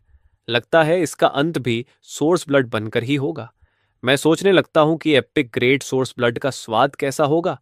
आखिरकार एक सड़क के कोने पर मुझे एक और ऑल्टर दिखाई देता है। आई ऑफ ट्रूथ तुरंत एक्टिव हो जाता है। Altar number 1050, connected coordinate, the lost sea of stars, एक एंशिएंट स्टार गेजर जो कॉस्मोस के किनारे खो गया है। जिस रोशनी का पीछा उसने पूरी जिंदगी किया वह बुझ चुकी है। वह बस एक बार फिर उम्मीद की रोशनी देखना चाहता है। Remaining offerings 7। ये रिक्वेस्ट पढ़ते ही मेरे दिमाग में सबसे पहले मैच ऑफ होप आता है। लेकिन आज की सारी मैचेस मैं पहले ही क्रिम्सन थ्रोने को ऑफर कर चुका हूं, और साधारण मैच या लाइटर में वह होप वाला मतलब नहीं है। मैं अपनी सारी पॉकेट्स टटोलता हूं और सिर्फ एटीएम से निकली रिसीट मिलती है। डेविड के लिए यह कागज उसकी बेटी के जिंदा रहने की उम्मीद था, होप की आखिरी किरण। ये एक ऐसे इंसान का सबूत भी था जिसने किसी अनजान आदमी की मदद के लिए हाथ बढ़ाया। क्या ये खुद इंसानी दया की इटर्नल लाइट नहीं है? कोशिश करने में क्या जाता है, ये सोचकर मैं वह रिसीप्ट ऑल्टर के बीचों बीच रख देता हूं। तभी मेरे कानों में एक गहरी संतुष्ट सांस की आवाज गूंजती है। अगले ही पल ऑल्टर पर एक साधारण दिखने वाला 5 पॉइंटेड स्टार प्रकट होता है। आई ऑफ ट्रूथ एक्टिव होता है। Star of hope, grade, legendary, one time consumable. Holder की मौत होते ही ऑटोमेटिकली एक्टिवेट होता है। होल्डर के फ्लैश और सोल को रिस्टोर करके उसे फुल स्टेट में रिवाइव करता है। मेरी आंखें फैल जाती हैं। हे भगवान, ये तो रिवाइव टोकन है। ये किसी भी तर्क से परे अल्टीमेट लाइफ सेवर है। मैं तुरंत स्टार ऑफ होप को डायमेंशनल स्पेस में रख देता हूं और घर की तरफ तेजी से बढ़ने लगता हूं। रास्ते में फोरम स्क्रॉल करते हुए मुझे कुछ अजीब दिखता है। हमारे इलाके का एक पॉपुलर ऑल्टर रिपीटेड ऑफरिंग्स के बाद टूट गया है। पोस्ट में एक ब्लरी फोटो भी है। जो ऑल्टर पहले पूरी तरह सही था, अब सिर्फ टूटे हुए पत्थरों का ढेर बन चुका है। कमेंट सेक्शन फट पड़ता है। हे भगवान, ऑल्टर्स टूट भी सकते हैं। किसी ने कैलकुलेट किया है, लगता है 10 ऑफरिंग्स के बाद वे डिस्ट्रॉय हो जाते हैं। पुराने खत्म करो, नए बेहतर ऑल्टर्स आएंगे। लोग दो हिस्सों में बंटकर बहस कर रहे हैं और सरकार पूरी तरह चुप है। लगता है हायर अप्स भी इस अचानक बदलाव से हिल चुके हैं। इससे साबित होता है कि ब्लड मून कोई मजाक नहीं है। अल्टस का टूटना ब्लेसिंग है या कर्स, ये अभी कोई नहीं जानता। मुझे अपने नए गियर को असली ताकत में बदलना होगा। वापस जाते हुए मैं कई ऐसे ऑल्टर्स देखता हूं जिनमें अभी तक कोई ऑफरिंग नहीं हुई। रिमेनिंग ऑफरिंग्स अब भी 10 हैं। सच में आउटस्कर्ट्स में लोग कम हैं। जैसे ही मैं स्लॉटर हाउस पहुंचता हूं, सबसे पहले ब्लू ग्रेड लॉन्ग स्वॉर्ड को क्रिम्सन थ्रोने पर ऑफर करता हूं। अनकॉमन सोर्स ब्लड पीने के बाद मैं एपिक ग्रेड पॉलिड्रन निकालता हूं। इस बार क्रिम्सन थ्रोने खुद हल्का कांप उठता है। फिर पर्पल सोर्स ब्लड की एक बॉटल प्रकट होती है। Source blood grade, epic, absorb करने पर ओवरऑल वाइटलिटी को ड्रामेटिकली इंक्रीज करता है। मैं सिर पीछे झुकाकर पूरी बॉटल एक ही बार में पी जाता हूं। एपिक सोर्स ब्लड किसी न्यूक्लियर ब्लास्ट से कम नहीं। डरावनी ऊर्जा मेरे शरीर के अंदर विस्फोट कर देती है। मेरी मसल्स भयावह तीव्रता से उभरती और रीशेप होने लगती हैं। तो यह है एपिक ग्रेट सोर्स ब्लड का एहसास। मुझे लगता है कि मैं अभी इसी वक्त बेसमेंट की दीवार में मुक्का मारकर छेद कर सकता हूं। मैं फोन देखता हूं। रात के 11:59 बज रहे हैं। मिडनाइट के बाद क्या होता है ये देखने के लिए मैं एक लाइव स्ट्रीम खोलता हूं। लाइव स्ट्रीम में एक आदमी खाने से बने ऑल्टर के सामने खड़ा है। मुझे लगा था ये फूड ऑल्टर मुझे क्रेसे वगैरह देगा, लेकिन ब्लड मून आने के बाद बस इतना हुआ कि अल्टर गायब नहीं हुआ। वह अपना ऑफरिंग निकालकर सेक्रीफाइस करने ही वाला होता है कि ऑल्टर अचानक बुरी तरह कांपने लगता है। अगले ही पल उसमें से एक विशाल टेंटिकल मॉन्स्टर बाहर निकलता है। उसका खून से भरा विशाल मुंह पूरी स्क्रीन को ढक लेता है। फिर लाइव स्ट्रीम अचानक ब्लैक हो जाती है। ऑडियो में सिर्फ डरावनी चबाने की आवाजें सुनाई देती हैं। लाइव चैट फट पड़ती है। अभी क्या हुआ? एक जायंट टेंटिकल मॉन्स्टर ऑल्टर से बाहर निकला। बेचारा स्ट्रीमर क्रेफिश चाहता था, खुद खा लिया गया। कुछ गड़बड़ है, मेरे बिल्डिंग के बाहर भी मॉन्स्टर्स हैं और वे एक नहीं कई हैं। अथॉरिटीज कहां हैं? हेल्प भेजो। कुछ ही पलों बाद हर स्क्रीन पर ब्लड रेड अलर्ट चमक उठता है। Dragon nation official emergency notice. Blood moon के दौरान अल्टर्स म्यूटेट हो रहे हैं। सभी नागरिक बाहर न निकलें, सावधान रहें। शक्तिशाली सैक्रिफाइसर्स डिजास्टर रिस्पॉन्स में हिस्सा ले सकते हैं, बशर्ते अपनी पर्सनल सेफ्टी सुनिश्चित करें। यह पढ़ते ही मुझे आखिर सब समझ आ जाता है। ब्लड मून एक की है। हर वह ऑल्टर जिसे अगले दिन से पहले 10 ऑफरिंग्स नहीं मिलती, उसका दरवाजा इस की से अनलॉक हो जाता है। लेकिन उस दरवाजे के पीछे होप या गॉड्स नहीं होते। वहां सिर्फ वह कैलेमिटी होती है जो ऑल्टर के कूनऑर्डिनेट से जुड़ी है। स्टार ऑफ होप और पॉकेट वॉच ऑफ फेट का असर महसूस करने के बाद मेरा कॉन्फिडेंस आसमान छू रहा है और ड्रैगन एग भी हैच होने के बेहद करीब है। ये कैलामिटीज उसके लिए खाना है। मैं तुरंत बाहर निकलकर हंटिंग शुरू करने का फैसला करता हूं। मैं बाहर कदम रखता हूं, तैयार कि आज रात कैलामिटीज का कत्ल करूंगा। जल्दी ही मुझे पास एक ऑल्टर दिखाई देता है जिसके बगल में ब्लड रेड क्लोक पहने एक औरत खड़ी है। आई ऑफ ट्रूथ तुरंत एक्टिव होता है। Twitch, great, common. जैसा मैंने सोचा था, पहली ब्लड मून के मॉन्स्टर्स सब लो ग्रेड हैं। मैं ठंडी हंसी हंसता हूं और चुपचाप उसके पीछे पहुंच जाता हूं। सोल डैगर ठंडी चमक के साथ वार करता है और मैं पीछे से उसका दिल भेद देता हूं। रात में एक चीख गूंज उठती है, विच काले खून के तालाब में बदल कर बिखर जाती है। उसी समय उसके पास का ऑल्टर भी फटकर टूट जाता है। मलबे के बीच एक छोटा चमकता हुआ ऑब्जेक्ट दिखाई देता है। ऑल्टर फ्रैगमेंट ऑल्टर्स के सामान्य संचालन को बनाए रखने के लिए इस्तेमाल होता है। मुझे नहीं पता इसका क्या काम है, इसलिए मैं उसे डायमेंशनल वॉल्ट में फेंक देता हूं और ड्रैगन एग निकाल लेता हूं। अंडा तेजी से विच के खून की हर बूंद सोख लेता है। उसकी हैचिंग प्रोग्रेस 54% से बढ़कर 55.8% हो जाती है।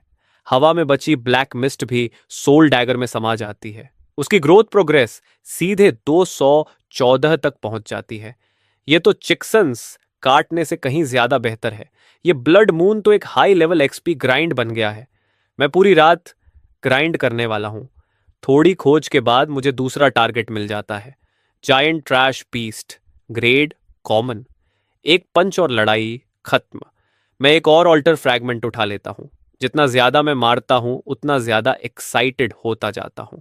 कमजोर लोगों के लिए ब्लड मून डिजास्टर है, लेकिन मेरे लिए बिल्कुल उल्टा। ये कैलामिटीज और टूटे हुए ऑल्टर्स जीवन में एक बार मिलने वाले रिसोर्सेस हैं। तभी मेरी भौं हल्की उठती है। सामने एक क्रीचर दिखता है जो पूरे शरीर पर हड्डियों के स्पाइक्स लिए खुशी खुशी एक ऑल्टर को चबा रहा है। Bone demon, grade, elite. आखिर कुछ अलग मिला। एलीट ग्रेड का मतलब ग्रीन ग्रेड रिवॉर्ड्स। मैं उसे वन शॉट करने का फैसला करता हूं। मैं उड़ती हुई किक मारता हूं, लेकिन बोन डीमन अचानक मुड़ जाता है और उसके शरीर पर लाल रोशनी चमक उठती है। मेरी किक बस उसे 2-3 मीटर पीछे धकेल पाती है। कोई असली डैमेज नहीं। तो एलीट कैलामिटीज सिर्फ बेहतर स्टैट्स वाली नहीं होती, इनके मैकेनिक्स भी होते हैं। मैं फिर से हमला करने दौड़ पड़ता हूं। उसी समय एक अबैंडन्ड फैक्ट्री के अंदर एक भाई और बहन शिपिंग कंटेनर के पीछे कांपते हुए छिपे हैं। वे एक म्यूटेटेड मॉन्स्टर के कारण फंस चुके हैं। वह क्रीचर लड़खड़ाते हुए उनकी तरफ बढ़ रहा है। भाई आयरन रॉड कसकर पकड़ता है, लेकिन अगले ही पल मॉन्स्टर टेलीपोर्ट होकर सीधे उनके सामने आ जाता है। बिना एक पल गंवाए लड़का अपनी बहन को धक्का देकर दूर करता है और खुद मॉन्स्टर पर टूट पड़ता है। क्रीचर अपनी विशाल बोन ब्लेड उठाता है। उसकी बहन डर से देखती रह जाती है जब उसका भाई एक ही वार में बीच से 2 हिस्सों में कट जाता है। कहीं और बर्फीले पहाड़ पर काउंटलेस सोल्जर्स एक मॉन्स्टर के खिलाफ लड़ रहे हैं। उनकी गोलियां सिर्फ उसकी चमड़ी से टकराकर स्पार्क्स निकाल रही हैं। प्लेटून लीडर दहाड़ता है, अगर हम इसे हरा नहीं सकते तब भी लड़ना होगा। अगर यह चीज पहाड़ के नीचे पहुंच गई तो नीचे के सारे गांव खत्म हो जाएंगे। किसी और वेस्टलैंड में 5 लोगों की स्क्वाड पूरी तरह घायल है, लेकिन उनके चेहरों पर एक्साइटमेंट चमक रही है। उन्होंने अभी अभी एक एलीट कैलेमिटी को हराया है। स्क्वाड कैप्टन 3 ऑल्टर फ्रैगमेंट्स उठाता है। हेडक्वार्टर्स इन चीजों पर रिसर्च करना चाहता है। उन्होंने इन्हें हाई प्राइस पर खरीदने का ऑर्डर दिया है। आज रात हमें और जोर लगाना होगा। उसके बगल में खड़ी रेड हेयर्ड वुमन हंस पड़ती है। हमारी जैसी ताकतवर स्क्वाड को पूरी रात में सिर्फ 5 फ्रैगमेंट्स मिले हैं। गवर्नमेंट एलीट्स भी हमसे बेहतर नहीं कर सकते। हेडक्वार्टर सच में सोचता है कि ये फ्रैगमेंट्स आसानी से मिल जाते हैं। उधर दूसरी तरफ मैं माथे का पसीना पोंछते हुए बड़बड़ाता हूं कि मैंने अपना समय बर्बाद कर दिया। बोन डीमन के टुकड़े टुकड़े हो चुके हैं, लेकिन उसके शरीर से खून की एक बूंद तक नहीं निकली। ड्रैगन एग की प्रोग्रेस बढ़ाने के लिए पूरी तरह बेकार। क्या घटिया डील है। 3 ऑल्टर फ्रैगमेंट्स उठाने के बाद मैं फिर अंधेरे में गायब हो जाता हूं। अगर मैं और जोर लगाऊं तो शायद मेरी लिटिल ड्रैगन गर्ल आज रात ही हैच हो जाए। जब तक मैं पूरा इलाका साफ कर चुका होता हूं, ड्रैगन एग हैच होने के बेहद करीब पहुंच चुका है, लेकिन इस जोन में अब एक भी मॉन्स्टर नहीं बचा। मैं पूरी रात को दिमाग में दोहराता हूँ। कॉमन कैलामिटीज तो मेरे सामने आते ही कुचल जाती थी, सिर्फ इलीट कैलामिटीज ही थोड़ी रेजिस्टेंस दे पाती थी। एक आयरन जायंट तो सोल डैगर के सामने भी श्रग ऑफ कर गया था, पूरी तरह स्लैशिंग और पियर्सिंग डैमेज से इम्यून। लेकिन उसका मैकेनिक समझते ही मैं हंस पड़ा और उसे मुक्कों से स्क्रैप में बदल दिया। एक इलीट नाइटमेयर भी था, उसका मैकेनिक इल्यूजन्स बनाना था। मैं खुद को एक लव होटल के अंदर पाता हूं और जैसे ही दरवाजा खोलता हूं, विवियन और उसका रिच बॉयफ्रेंड बीच हीटेड सीन में दिखाई देते हैं। लेकिन मुझ पर उसका कोई असर नहीं हुआ। एक स्लैश और दोनों अंडरवर्ल्ड के लवर्स बन गए।